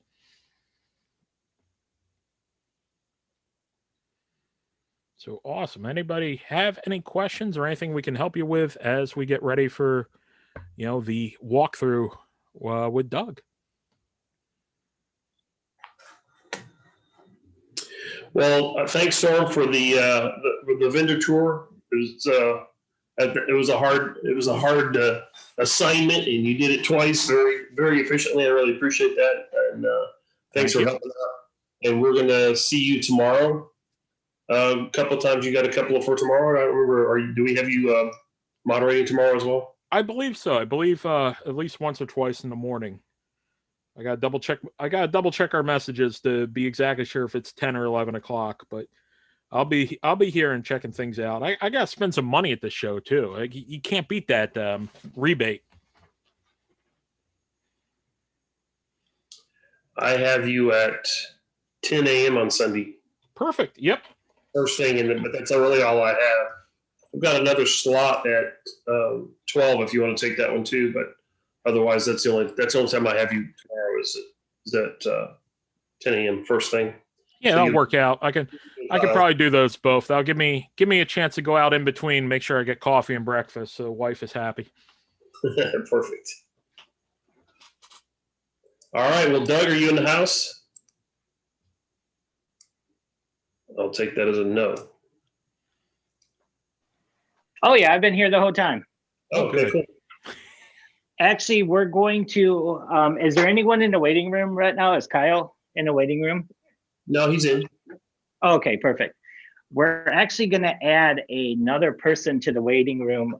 Matt Ablin is going to come in, and he's going to be doing the video portion of this, and then the voice will come from my login.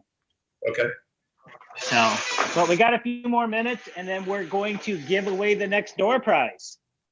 Nice. So that was really good.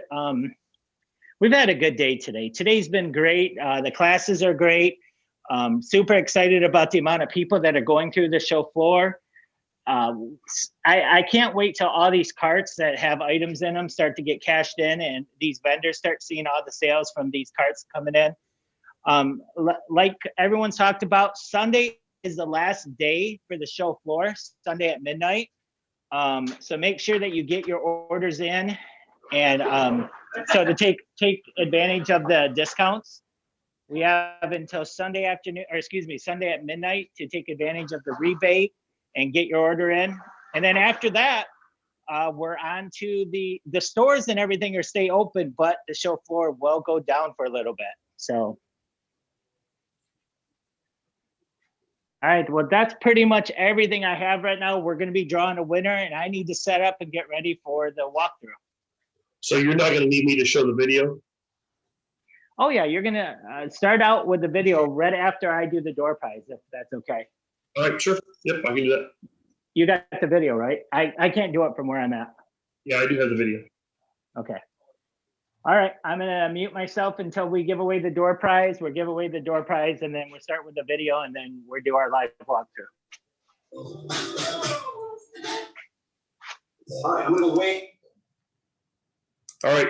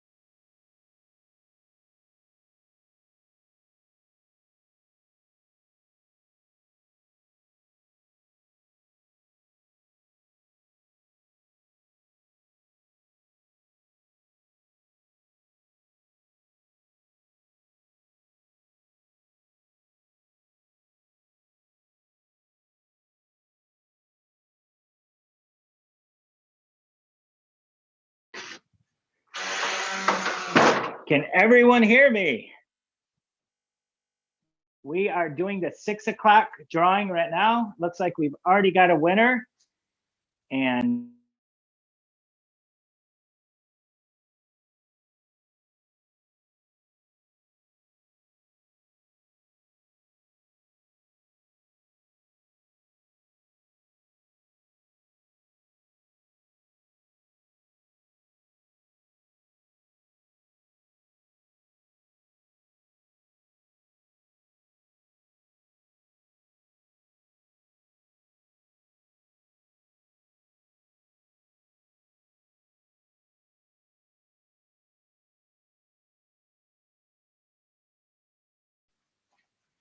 all right, can everyone hear me?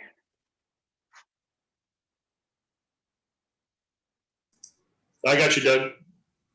You guys got me right now?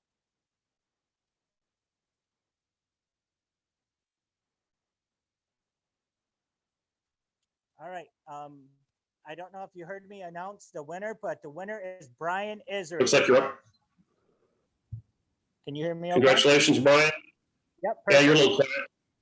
All right. From Spooky World presents Nightmare New England. Brian Israel is the winner. Good job, Brian. We won the View Through 2021 A&E Graphic Pack. So coming up here at 7 o'clock after we do the walkthrough, we're going to give away the wall panels from Nethercraft.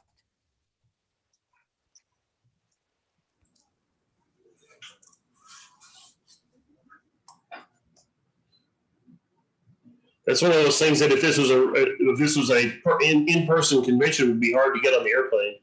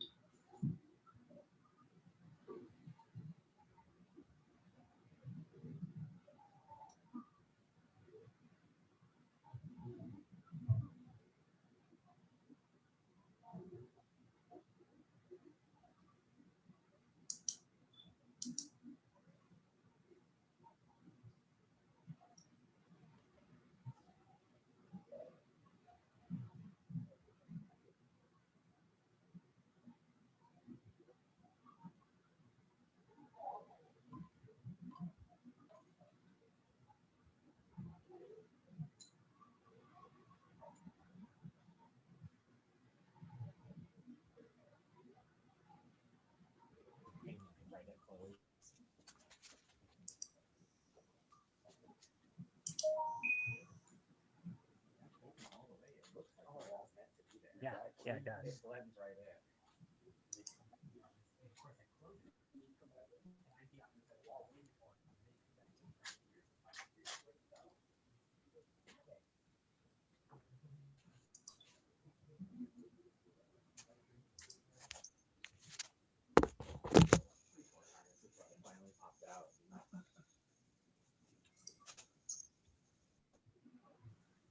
Hey, Leonard, are you going to start right at 6 o'clock?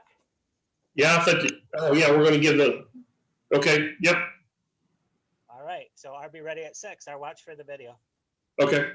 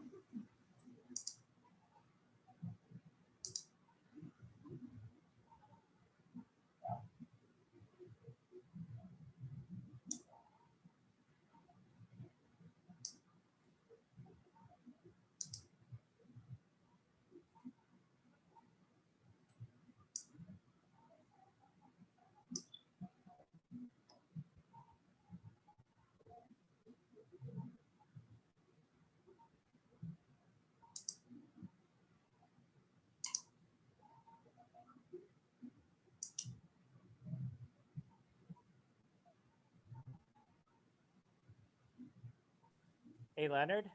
Yep. So when we do the video, Matt Ablin, you're going to need to make him be the screen that everyone sees because his screen is actually going to be our video. So I have to ask him to share his screen. Yes. Yep. Okay. I'm not sharing my screen. It's my camera. So he just needs to make me the primary. Yeah, it's his camera that we're going to use. So I don't think you should ask him to share the screen. You just make his show up pinned to the top. Okay.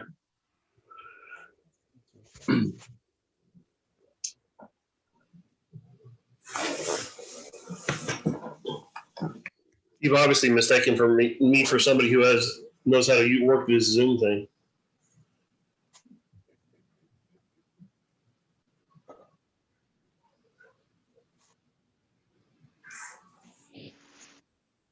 Hey, Leonard. Yep. Is there anyone else in the room who you could give the host over to that would be able to do it? You just got to make sure that Matt Ablin's screen is showing. I think I can do that. Okay. All right. Good. There's a way to do it. I don't know how. Now we're using Microsoft Teams. You just double click on his icon, right? Right.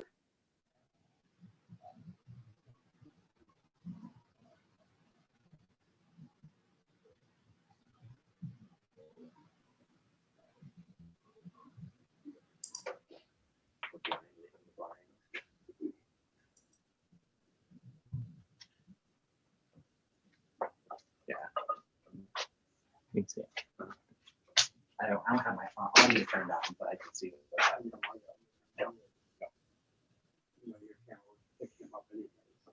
Yeah, I don't want to pick it up twice.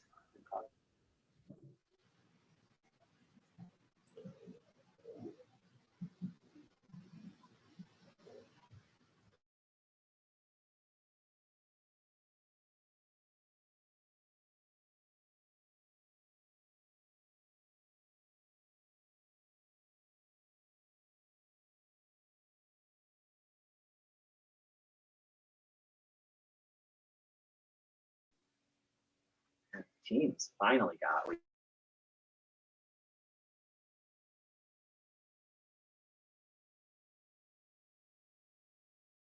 That feature a couple months ago. What was that feature a year ago?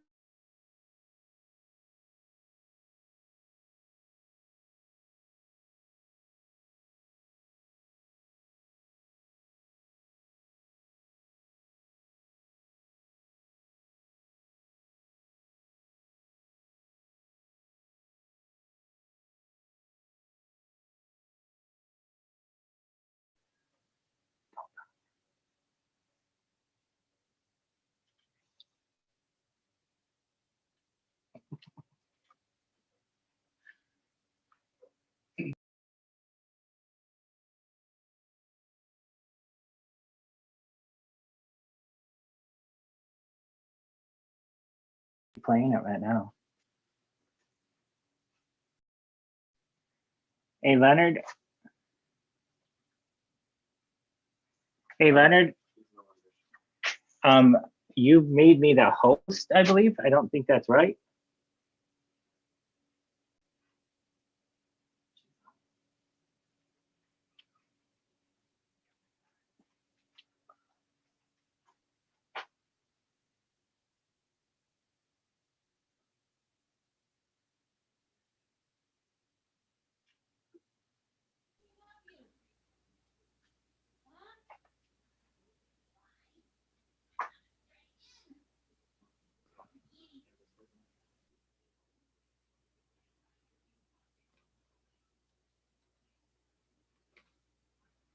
Doug Leonard may have gotten disconnected. That's why I might have popped you as the host, because I don't think I see him in the room.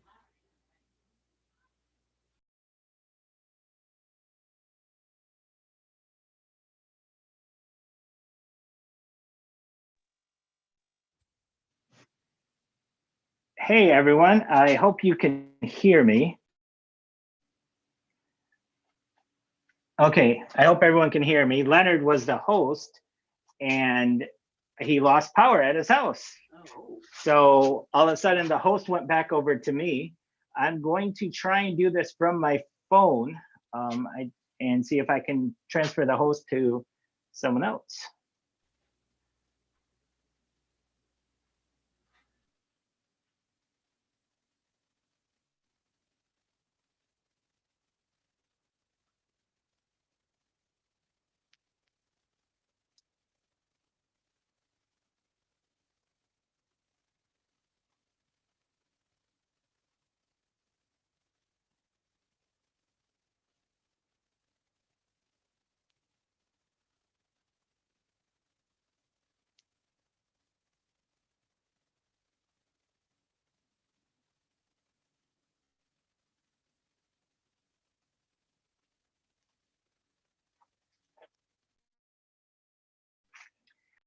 Well, I am not exactly sure how this happened, but unfortunately Leonard lost the host, or Leonard lost power.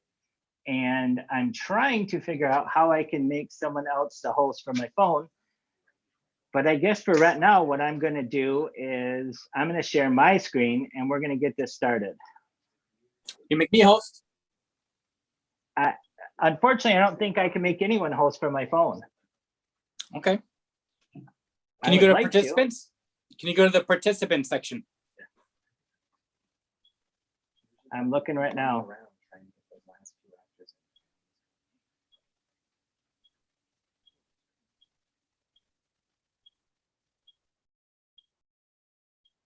Someone else be the host already before we got this going.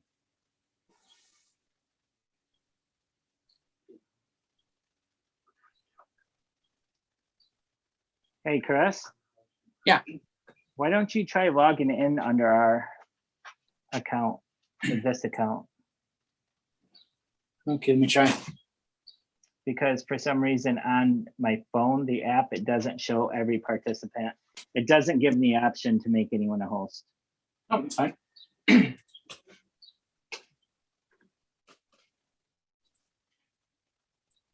Sorry about this, everyone. We had this all planned out, but we did not know Leonard was going to lose power at his place.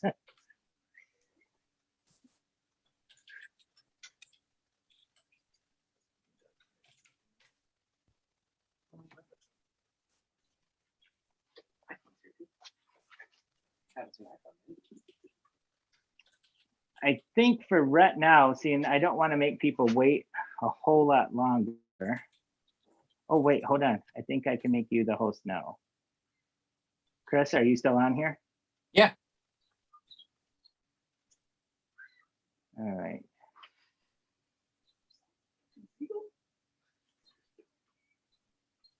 I just made you the host.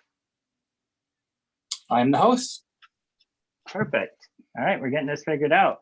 Are you able to play that video or should we just skip that? Oh, I don't have a video. Hold on. It was just the, that's fine. I sent it to Leonard. Okay. We'll play the video afterwards. All right, sounds good. All right, well, if we can share Matt's screen, can you guys hear me still pretty good? So I need to make Matt the host. Nope, just or pin him so that everyone can see his screen.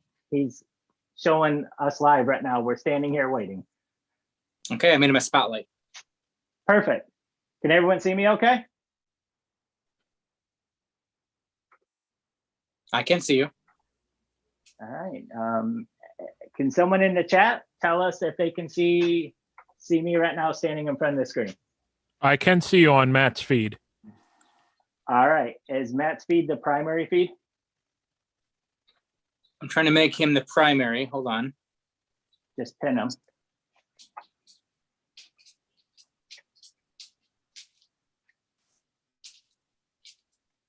Matt Evelyn. I've stopped video, chat, remove spotlight, make host, rename, put in waiting room, and remove. How do I pin him?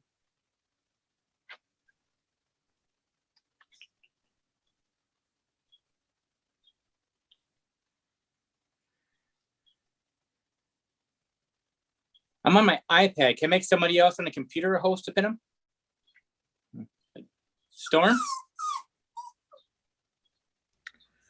Yeah, I can try. Okay, let me make you the host. There you go. I can't do it on my iPad. Boy, I tell you, Leonard's power going out sure did mess this up. We're gonna have to have a talk with Leonard about paying his bill. All right. I think we're good to go, Doug. Hopefully it should be showing as the main one for everybody. I see Storm as the main one. Storm.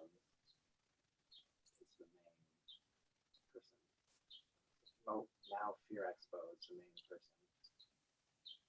Room 3.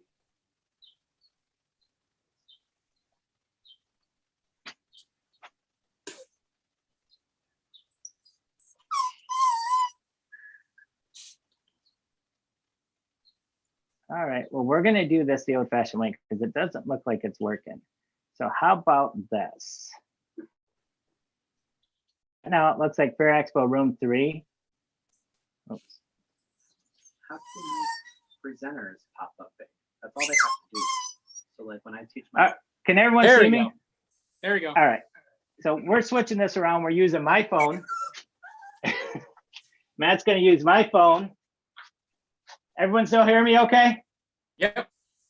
All right, we just had to do it the old fashioned way. All right, so we're using my phone now instead of Matt's.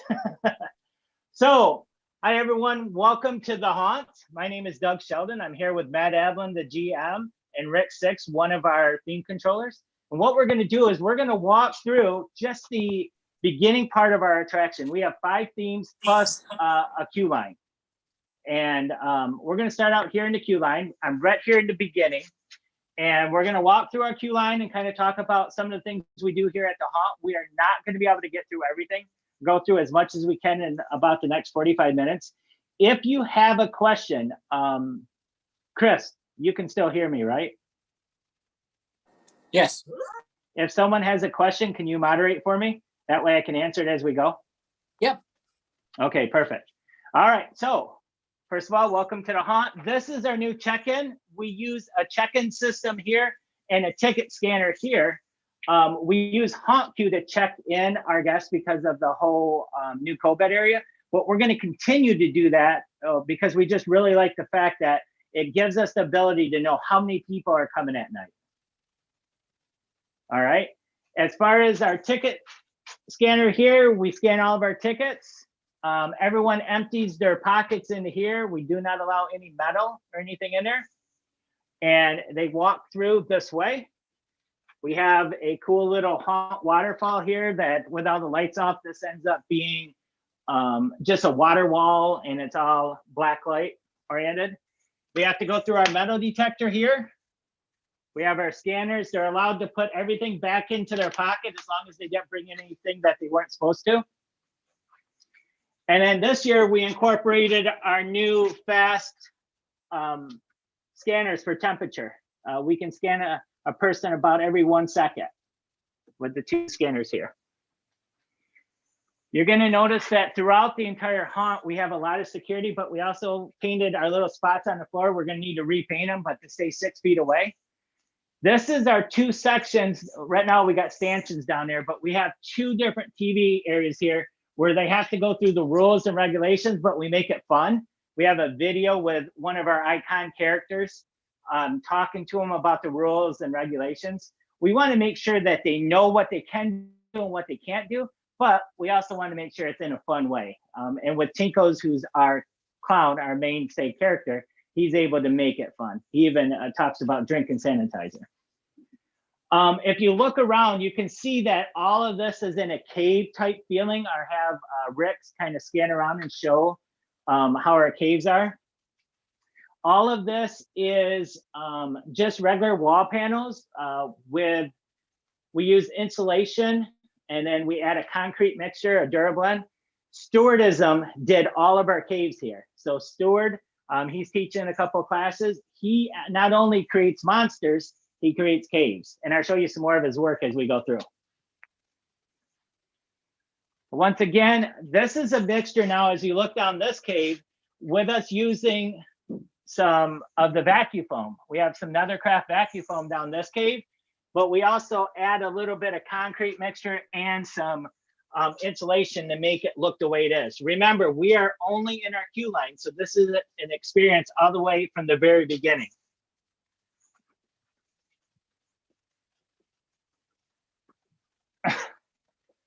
Stewart likes to add all kinds of nasties in here, as he would like to call them.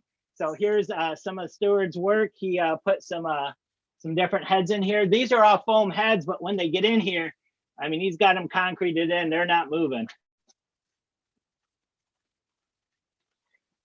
Different types of access doors. In this video, we're not going to talk too much about the access around the attraction. We're going to stay inside the attraction and be more about the themes. So you can see that this is all made with the same material, all nice and hard.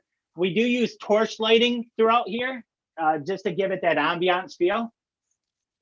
We can fit about 300 people into our queue line on a normal season when we're not dealing with COVID.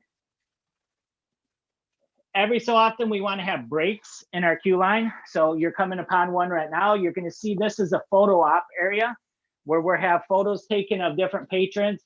We're getting them standing next to our werewolves here. We have 3 werewolves, plus we have the one up top and a couple logos. The patrons can stand, take pictures. It also gives a little break. When you're standing in an indoor queue line, they tend to get hot. They tend to get a little bit miserable standing for a long time. So it's nice to have an area like this where they can do photo ops and they can kind of relax a little bit. The other thing is if we're giving away Red Bulls or we're giving away anything, this is a good spot to give it to them too, to kind of relax a little bit. Moving into our next section of our queue line. This is our catacomb type area of tomb area, I'm sorry. You can see that this is made more of the comfort type area. So everything here, it looks like the big tombs, but I think we're one of the only haunted attractions that give a place to sit down for our guests as they're coming through in a queue line. So whether you're living or you're dead, you got a place to sit down here at the haunt. We do hook up air blasters underneath this and kind of give some scares every once in a while. This is where a lot of our icon characters are come through and scare people in this area. We have some drop panels and some scare portals that we also use. I really like to break up the queue line a little bit like this to give them something to look at instead of just having, stanchions and ropes and everything like that. Make your queue line like a set and it entertains them and they don't feel like they're waiting so long. Typically, Matt, what did you say? They stay about an hour and a half in the queue line. They can. Yeah, and that's the inside queue line. That's not counting outside. So we want to make sure if they're in here, they at least have something to look at. We do have security cameras all through our queue line and music playing as well. So different music in all of the attractions.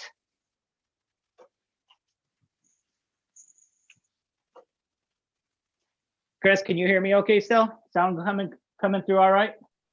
You're great. Okay, perfect. So, I know that we went from a cave area to a tomb area, but I really think it works well with the queue line. And people talk all about, we have a lot of people who comment about the haunt, about the fact that our queue line is very, very well done and very entertaining. So we like that to make sure that while they're waiting, they're not getting upset. Because I've seen over the years when we used to have a queue line that just had barrels and lines and everything, that we got a lot of negative remarks from that. And now with this, it seems like we don't get as many bad remarks, for the people having to wait a long time. All right, let's come around here. You can see we took some caskets and just cut them in half and kind of built them in. A lot of repairs. We're always doing repairs with this foam work because people will pick at it. And, you can't put enough concrete on it to really save it. We're always trying to repair it. Up here, in this area, you're going to notice we got kind of a cubbyhole cutout. If we have any entertainment, if we have a radio, which we have radio spots all the time where they're broadcasting live from the haunt. If the Red Bull girls are here giving away Red Bull, we do it in this area right here. So we still have them in the queue area and we can get a trash can not too far ahead of them to be able to get everything before it gets into the actual haunt. So this is a great place. It's kind of a cool down and it's a great place for us to do that kind of broadcasting. And then once you reach this area, you are done with the queue line. We will go ahead and keep you held at this point until we start to put you through. Now, last year, I'm gonna give a little room because I'm a little close to the phone. Is that better, Rick? Okay. So last year, what we did is we stopped them here and we only allowed one group out here at a time because of the whole COVID thing. This is meant to be a control room. And the way the control room really works is I can fit 6 groups of 10 in this room. So I can get 60 people in this room. And then as one group goes in, the groups all shift to their left and the next group lines up. That's how this room is meant to go. It's more of a assembly line type entrance. But as of last year, we had to change the way we did things. This is all vacuum foam in here, repainted. Stu did all the cobwebs as well. So Stu did a lot of work in this area. You can see all the different cobwebs throughout. If you look here, Stu did some nice cobweb work. We got our haunt rules. This area here, we'll have our storyteller come out and he will tell the story, he or she will tell the story of the haunt before you actually enter the haunt. So this is the last staging area you get to before you go into the haunted attraction. And if we look here, there's a couple lights that are gonna turn green here in a second. And we can change that time. It's the same time for, there they go, they're turning green right now. Those are going off in front of every single one of our themes all at the same time. So we are controlling our flow according to what we're seeing with the amount of people. So right now I have it set for 30 seconds for this walkthrough tour, but we can control it and have it set at 1 minute, 1 minute and a half, 2 minutes, whatever the case may be, whatever we need to do to control the flow according to how many people we're expecting. Matt, am I missing anything right now? All right, perfect. Well, let's go ahead and go into the haunt. Got to walk underneath our spider guy here. The one thing about the haunt is we're detailed all the way through. We have character costumes. That's the upside down. I believe someone might have to correct me. I'm trying to think what company makes that where he comes running out at you. Distortions comes to mind, but I'm not positive. And then as you come around here, we have some more vacuum foam. I love vacuum foam because we can paint it to make it look different ways. This one here is actually, this is probably the best scare because everyone in there can hear these people scream. And this is just a very simple drop wall that falls about 8 inches. And every single set group that comes through here screams because that wall is dropping at them. And everyone in there is like, oh my gosh, they're already getting it. So. Somebody in the chat confirmed it is distortions. Distortions, all right. We have a lot of different products throughout here. All right, so if you would take a, this is our first attraction. This is the facade for it. It is had many names, but this year it is called Blood Manor, and it is vampire ridden. Excuse me, all female vampires too. Besides our theme controllers actually go through the themes constantly, so they have a character as well. Like Rick, I was talking about, he actually works in the hospital area, but we have Robert Nass, who's typically our theme controller here. And I believe he was more of an Igor type creature last year. So thunder and lightning throughout. We do have this skeleton guy. He broke at the end of the year, so we'll have to get him fixed, but he launches towards the people as they come. Ethan Tyrone. Am I saying the last name correctly, Matt? Ethan Tyrone? Tyrone, thank you. I think so. Ethan Tyrone was our GM builder at the time, and he actually built this whole entire facade. Looks absolutely amazing. If you ever get a chance to hire a great builder or theme guy, Ethan is amazing. You want to go ahead and pan that real quick? Hey, Rick, come over here and get some of the detail of like this too.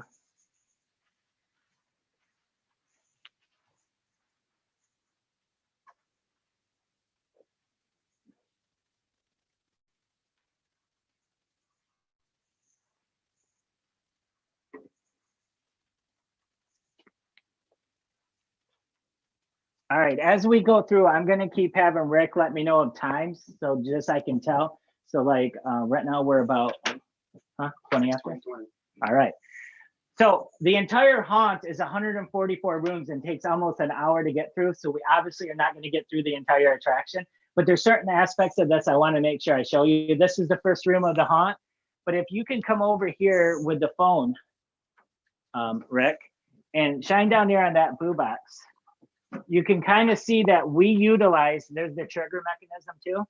All right, coming back up. So we have all of our actors, all the ones that get close to people, using screen boxes now. So this one was a trigger. The actress would stand back in the corner back here. She would push the button and the screen would come out through the speakers hidden in the lights. We wanted to make sure they always had the same sound, but also with COVID, they had to wear masks. And so we had those hidden underneath and they didn't have to do that sound or breathe on anyone or anything like that. This room here is a elevator room. We don't have the air on, but you can see it's triggered with the lady in the corner. This whole room starts shaking and going all over the place. The lights are flickering. This is a really fun room. Next, you're going to go behind the walls, and we have just the nasty looking behind the scenes type feeling that you're actually behind the walls from that room. There's little pictures drawn, like the little kids were hiding back here and stuff, and kind of a whole creepy feeling back here. And then we're going to come through that into the kitchen area. This is definitely a very good scare room. If you want to pan around a little bit, you can kind of see some of the detail. Now, the thing that I like about the haunt is we have detail whether you're going forward or backwards. So Rick could actually even look backwards towards Matt where Matt's holding the light, and you can see it's just as detailed no matter which way you go. The scare in this room is typically an actor who triggers the pan rack, just a simple pan rack scare, but it works so well. It even gets the theme controllers typically when they're walking through. We want to have big scares right in the beginning, and I don't think there's any bigger scares. One of my favorite props, I mean, we use so many different vendors throughout. I love all of our vendors.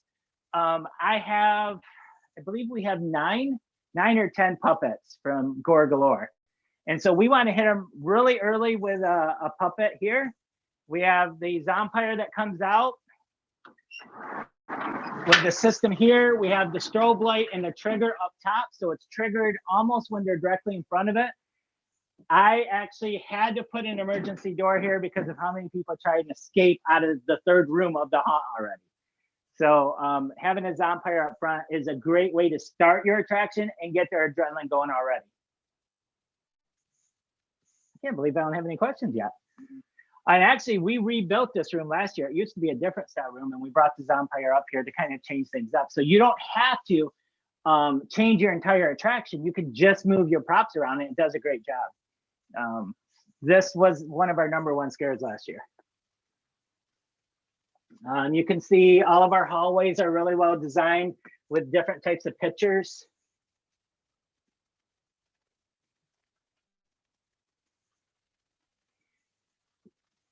You're going to go into the movie room here. Typically, we have a different movie playing here, an old time movie. We might actually have the character that's going to jump out of the screen where we videotape them in an older, like, you know, we did the flapper. And then that actual character would be hidden there. So we're playing a projector on this wall. It looks like you're watching a movie, and then that character jumps out at them. Works really well. People always think that one of these bodies are real. One of these days we're going to have to make them, but real. Lots of cobwebs. You can see that we do not shy on the cobwebs. It takes a lot of spiders to bring that many through. This is another drop panel in here. It's actually the operator can operate the movie one, but also they have a drop panel around this corner, and I'll show you that as we go through as well. More spooky hallways. Drop panel here. Actually, yep. Go ahead, and we're going to show you how this works. So we have the speaker up here. The drop panel is operated by the actor, and we're going to change this out this way. Boom, the drop panel. And we have the trigger here. The actor does not have to speak or anything. They have their mask on, it drops down, they put it back up. It's all ran through a boo box again.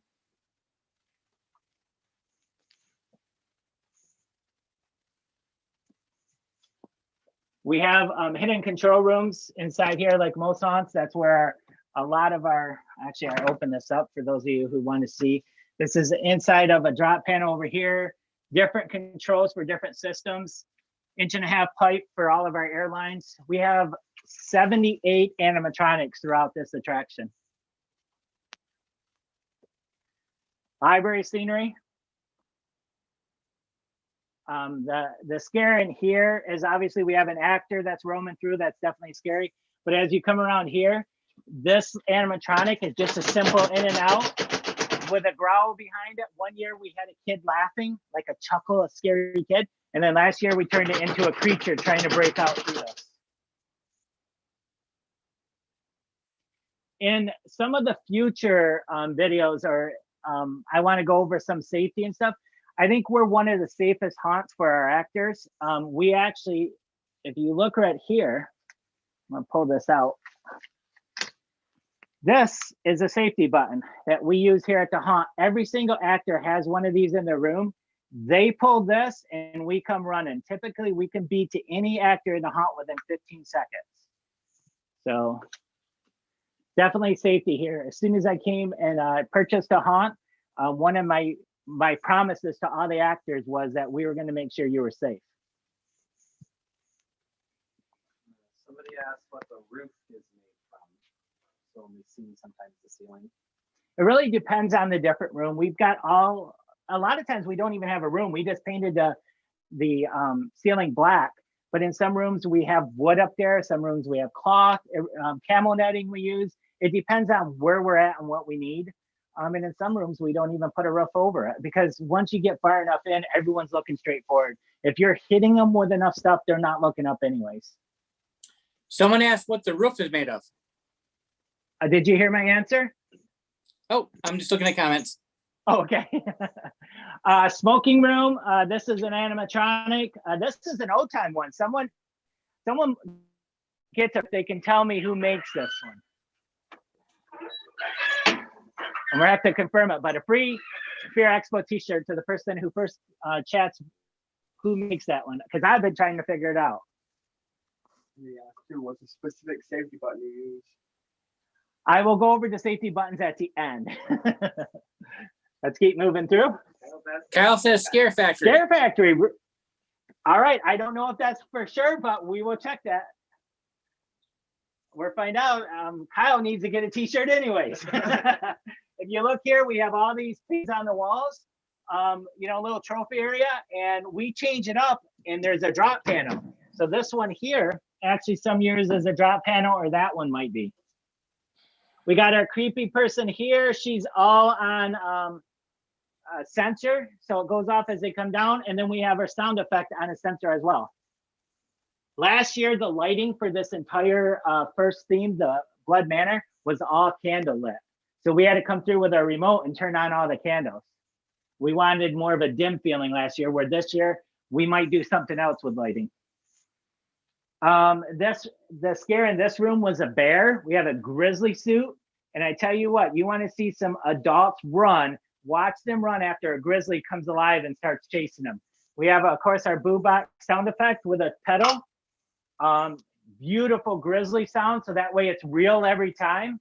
And so that's one of the great scares in here. Once again, you can see how well we do as far as you know, just trying to make it look as real as possible. We have a lot of little chauncey things in all of these rooms. Actually, this is an animatronic we're not even using, which we're having to get going. But the head comes in and out in a kind of firecracker TV thing here. Probably another one I need to find out the name of. This hallway right here is very eerie because you have the mirror at the end, and then the whole thing is red lights through here. So it just gives a really eerie type feeling.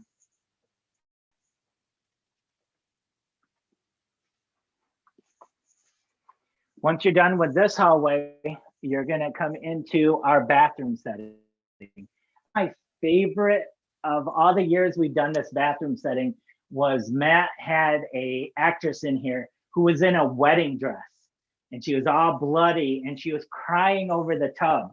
And her wedding dress was all bloody. And as soon as you entered the room and tried to walk around her, she would come at you. And I tell you what, it was a scary, that was by far one of my favorite ones. She won actress of the night so many times. You come through here and we have the little shower curtain. We have a drop through wall here, breakaway wall. You can see there's a lot of damage here because typically we have the guy come running out and there's a loud scream and it almost looks like he's in a naked suit a lot of times. So people tend to get out of his way pretty quick. And we actually got to put this back up. We normally have a nice shower curtain as you're walking through here. Walking into this room now, you're getting into a boiler room. You can kind of look around. All this is foam or cardboard, except for this item. Everything else is foam or cardboard to make look like steel. We have the little firecrackers in here going off. Just gives you a really good feeling of that whole boiler scary type feeling. No actors in here. You had the actor in the last room. More really good work here. Actually, this was Ethan's work again. Ethan did all the carving for all the brick in here. Brick and block. All right, we're gonna go through the clothing area, and I hate stuff hitting me in the head. This is absolutely one of my worst rooms. I cannot stand having to go underneath clothes. We typically would have an actress in here, whether she's on top of the dryer or she's in the cabinet, and she'll pop out at you.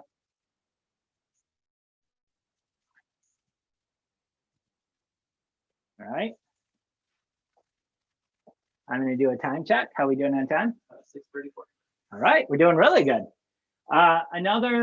This room here is more of a just a kind of a storage type area. It's an old concrete area. We got some good rust in here. I tell you what, you got to have rust in your haunt, whether you're doing it in a room like this or throughout an area, but it just gives a different feeling. Now this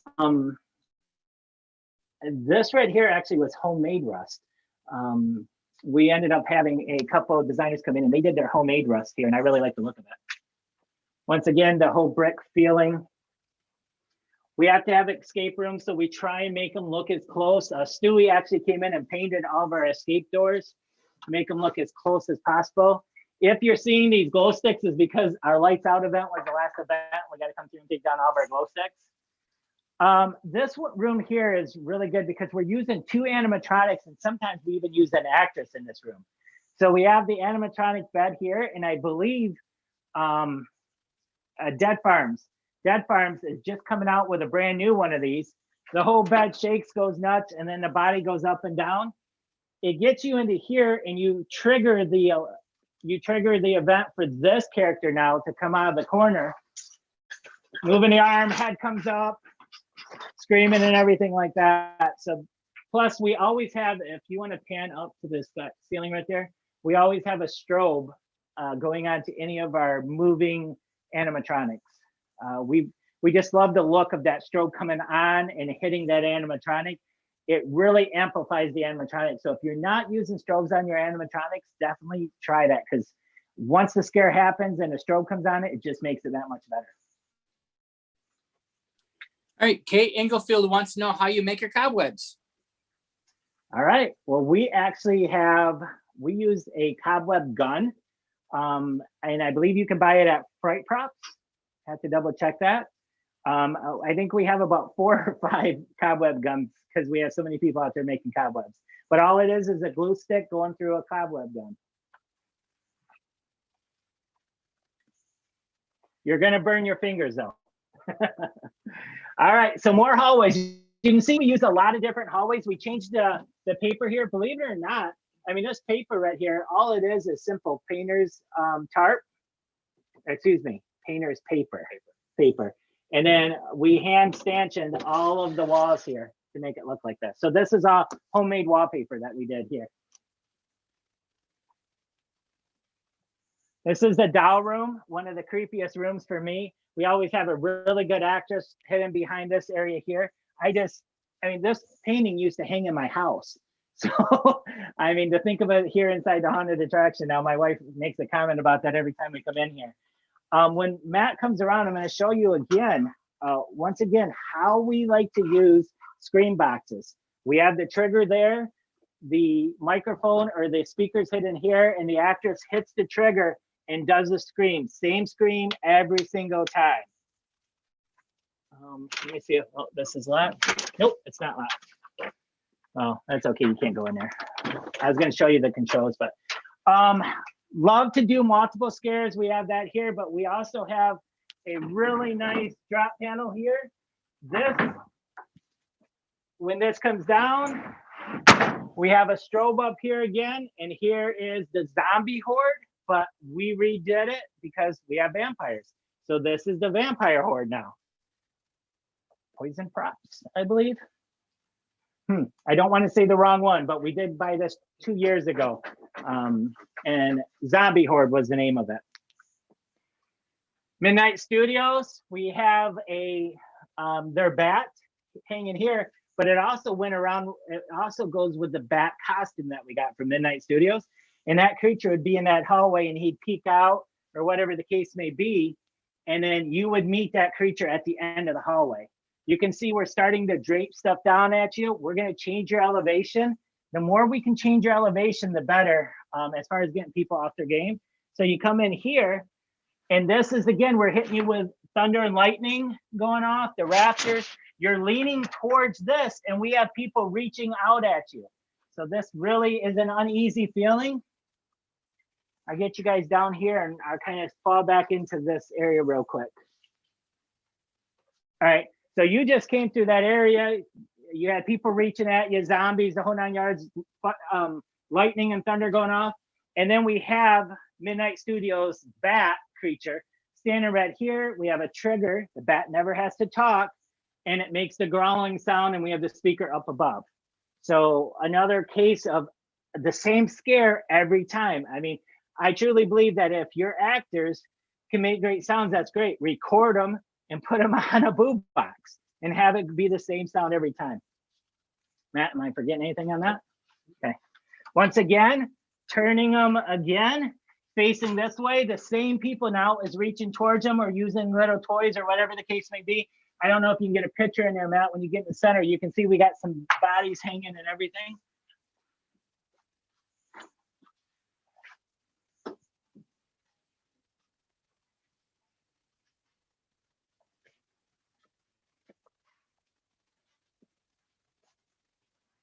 And here you come. So when we get out in the open, I want to talk about that room real quick. Can everyone still hear me okay? Yeah, pretty good. Okay, good. All right, so real quickly about that room was an attic room 2 years ago. And you walk through the center of it, and then on both sides, we had stuff stacked along. I went to Hell's Gate. I love the room where you had to face the center of the room, and they designed a ceiling like we did there that made you bend over and face. I loved it, so we redid that. It was a simple, I'd say we had 120 bucks into it. That room was one of the most effective rooms last year for us. It worked so good. So making simple changes, go to other haunts, see what they're doing. I didn't copy them directly. I just used the same type of idea because it works so well. So we're into room 23 now of the manor. This is a multi-use room. It's supposed to be more of a sewing room. We can put an actress in here. We can put a dummy in there, whatever the case may be. Right now, someone just threw a dummy on the chair. We normally wouldn't have that during a show. I wouldn't allow that, neither would Matt. So coming in here, this is our music room. We typically would have different music playing in here off from one of our boo boxes because we got a drop panel. I think we had Midnight Syndicate playing in this one room just to kind of give that ambiance. Just getting creative, the way we designed it, putting records on the walls. And then we'd have a drop panel here. You can see the speaker in the corner and that gives the scream. All of our drop panels, we utilized boo boxes for sounds. All right, now we're going into more of the basement feel here. All of these wall panels here were hand carved. They're just basically the white foam board, 3-inch white foam board, all carved to look like stone and then concrete and painted. You can see it kind of gives you a really good hard texture. Stairwell to make it look like you were coming down into a basement, kind of a cellar type feeling.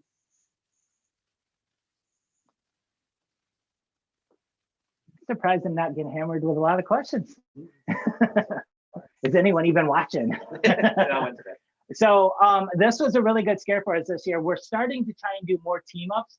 Matt had the idea of putting 2 vampires feeding on this carcass. Unit 70, I believe. I think, Matt, I'm almost positive. And they were feeding. We had some chum that was from Rip City, the blood chum, and they were eating it or pretending to eat it. And then the customer had to go in between the casket and the 2 women vampires that looked like they wanted to eat them. Once again, as we walk through here, I'm going to have Matt show this because this one's kind of out in the open. We have another security alarm just in case we need to get there. And it's very simple. It's as simple as just grabbing that off the top and we come running. And those could be used for a lot of different things, whether the actor's in trouble or the patron. I mean, maybe the patron had a heart attack, whatever the case may be, a seizure. We get there very quickly because of all of our security features. A little more of a dark type feeling here. We're almost to the end of Blood Manor. Distortions last year, I'm sorry. Shoot, I just bought their new vampire too. Yeah, well, they just came out with a new one too. It's not, it's on the tip of my tongue. I can't think who it is right now. I have to come back to that. So that's the end of kind of the cellar feeling, but we wanted to bring it back through. This used to be kind of a door hallway. People, for some reason, don't really like door hallways. We wanted to add a little casket feeling. We had Stewie come in here and do some painting and make it look like we're still in the rock area. We add a couple of door knockers here so they don't know exactly what's going on if one of these doors are going to fly open. You come in here and this is our final room for the, as far as like where everything's going to happen. This is the main room. Right here we have a casket with a video scare behind it. The casket looks like it's a skeleton and then it turns into a creature and kind of jumps at you. That's a great start to it. This whole room is candle lit. When you come in, the organ starts to play. And then I'm going to slide back in here. Now I'm not going to do it, but I'll show you about what it's like. We have one of these launching harnesses here. Matt, you know the proper name of it? I don't either. We have a female vampirist. She's the head vampire for this room. And about when you come around the corner, you are not expecting and you cannot see her. She launches out and lands right here. Now we have a strobe up top and a strobe here that hits her in flight.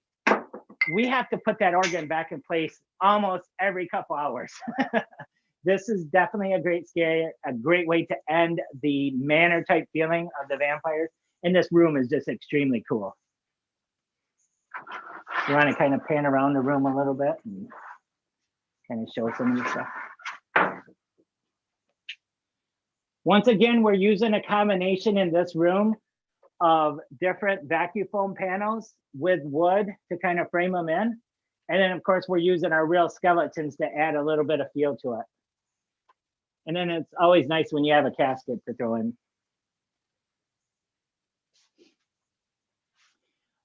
This is a casket screamer.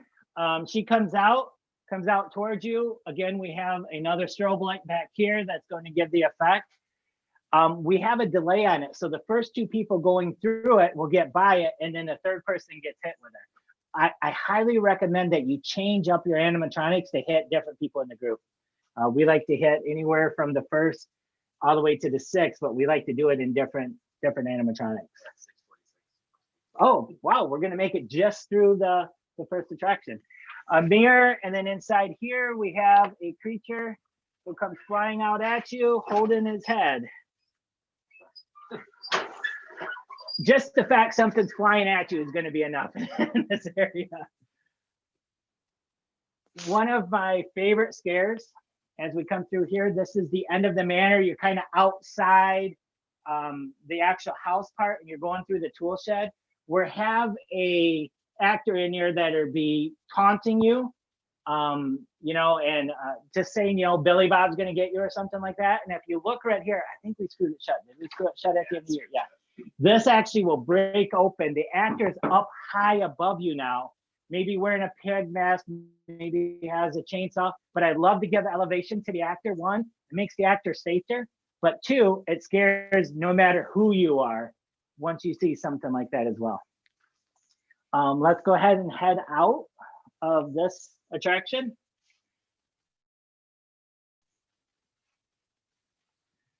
This year we sanitize stations throughout the entire haunt. So we have that in all of our control rooms. This is actually our next theme. And every single one of our themes is another control room where we break them up. We make sure that our lines are controlled and it gives a better job for all of the groups inside where you're not running into people. That first attraction typically takes about 11 minutes to get through.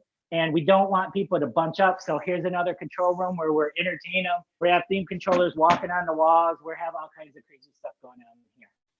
All right, so I know I'm at about 46 after, 48 after. Do we have any questions?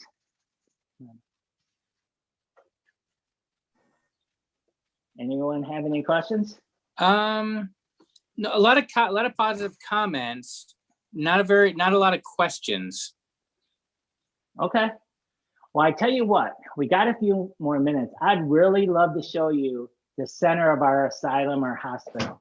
I think it's very unique and I want to describe it. So let's go ahead while we got a few minutes and I'll show you at least the beginning of this next attraction. Don't forget to talk about safety. Somebody asked about your safety and I'll buttons come again. back to that as well. Someone asked about the All safety right, buttons. if you pan up there, you can see the green lights. Yeah, we have the green lights again here that will control the flow. And it's the exact same timing as the other one. So every one of our themes, we have these control rooms where we entertain you. All of these are video screens, and we have different type of effects going on as well. So you're entertained while you're waiting to go into the next theme. So don't feel like you're getting in line again. But let's go through here real quick. And I want to show, I'm going to have Matt just kind of pan down the center of the aisle while I talk about it. I think we're one of the only attractions where the customer scares themselves and has other customers scare each other. Throughout this entire corridor, you will re-enter this corridor 6 times and hopefully be screaming each time you do it, with other groups doing the same thing.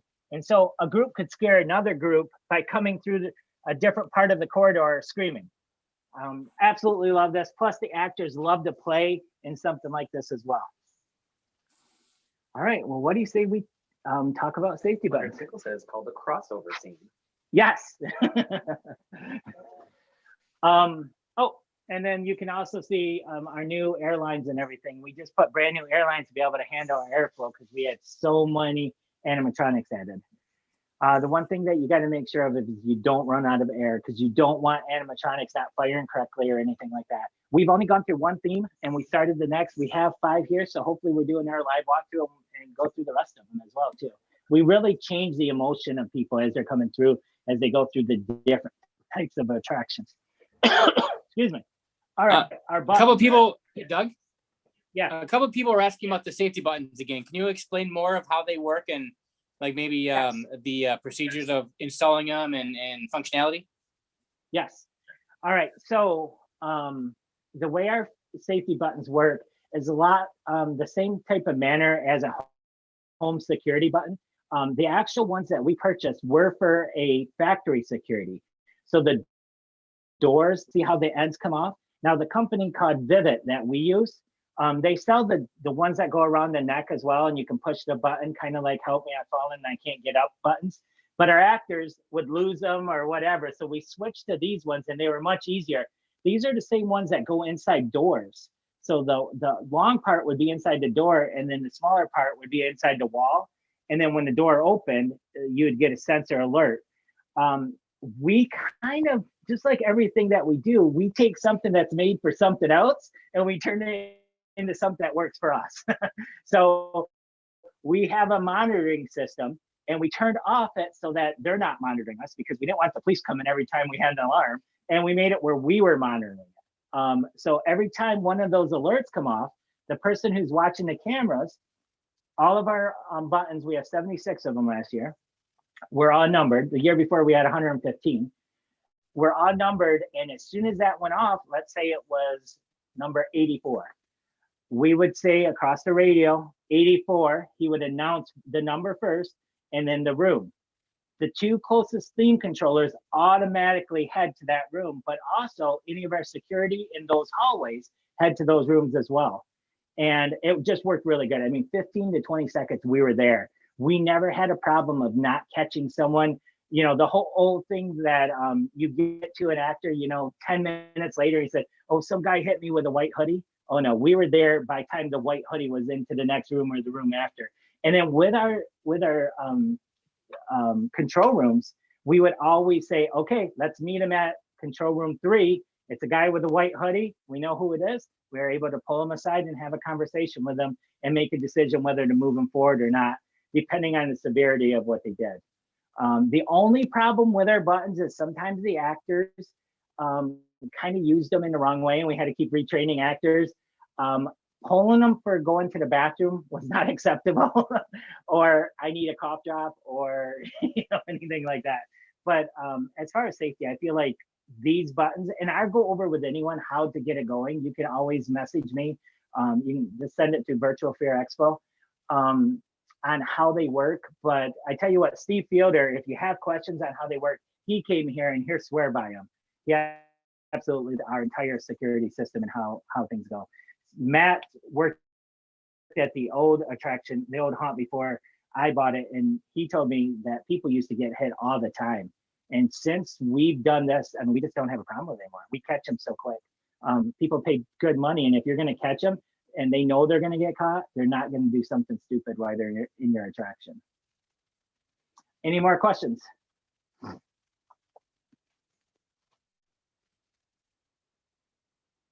The other thing is, for any of you, oh, go ahead.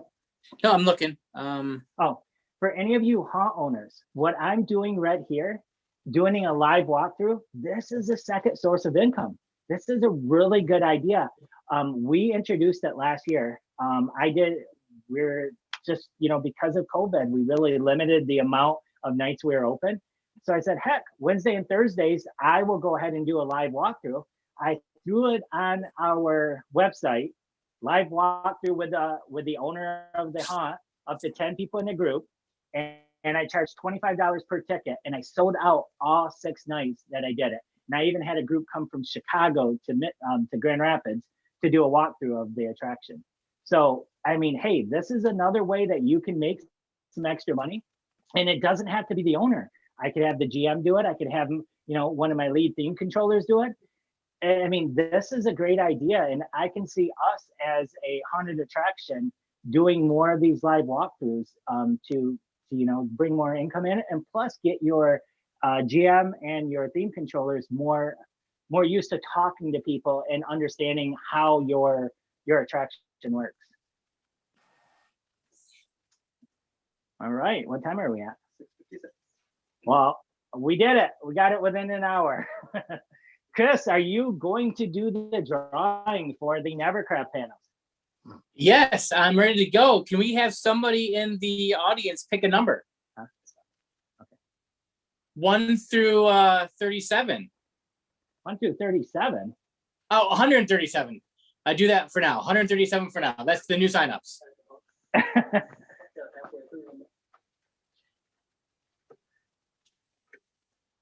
Hey, Chris. Yes. Are you still there? Yep. We're going to want to I know I'm not there on a computer screen and everything. We're going to want to add those signups with the ones yesterday. So we're going to want to make sure that it's all the signups, so that way. Oh, you want to do all the signups? We can Yes. do all of them. There's Pick a number 1 to 1,000. I think it's 1,000 something. Just pick a number. We got what? We got 1,184. So we need a number between 1 and 1,184. There you go. I'll help you, Chris. I got you. 666 is the way to go, I think. Oh. All right. Let me scroll. Hold on. Take me a second. 666. I wonder who that number would be. All right. It looks like we got, let me go to the name field. Okay. I'll probably pronounce his name really wrong, but Christy Malin Cerrito from All Saints Lunatic Haunted Attraction.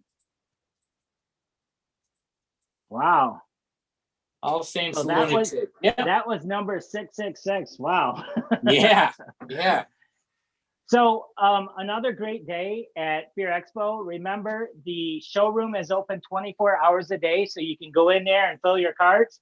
We are offering the rebate for any purchase requests that are done by midnight tomorrow. Great discounts, so many good vendors. We're going to keep promoting the vendors throughout the weekend. And make sure you go in there, check out Froggy's Frog. They have a really, really good booth.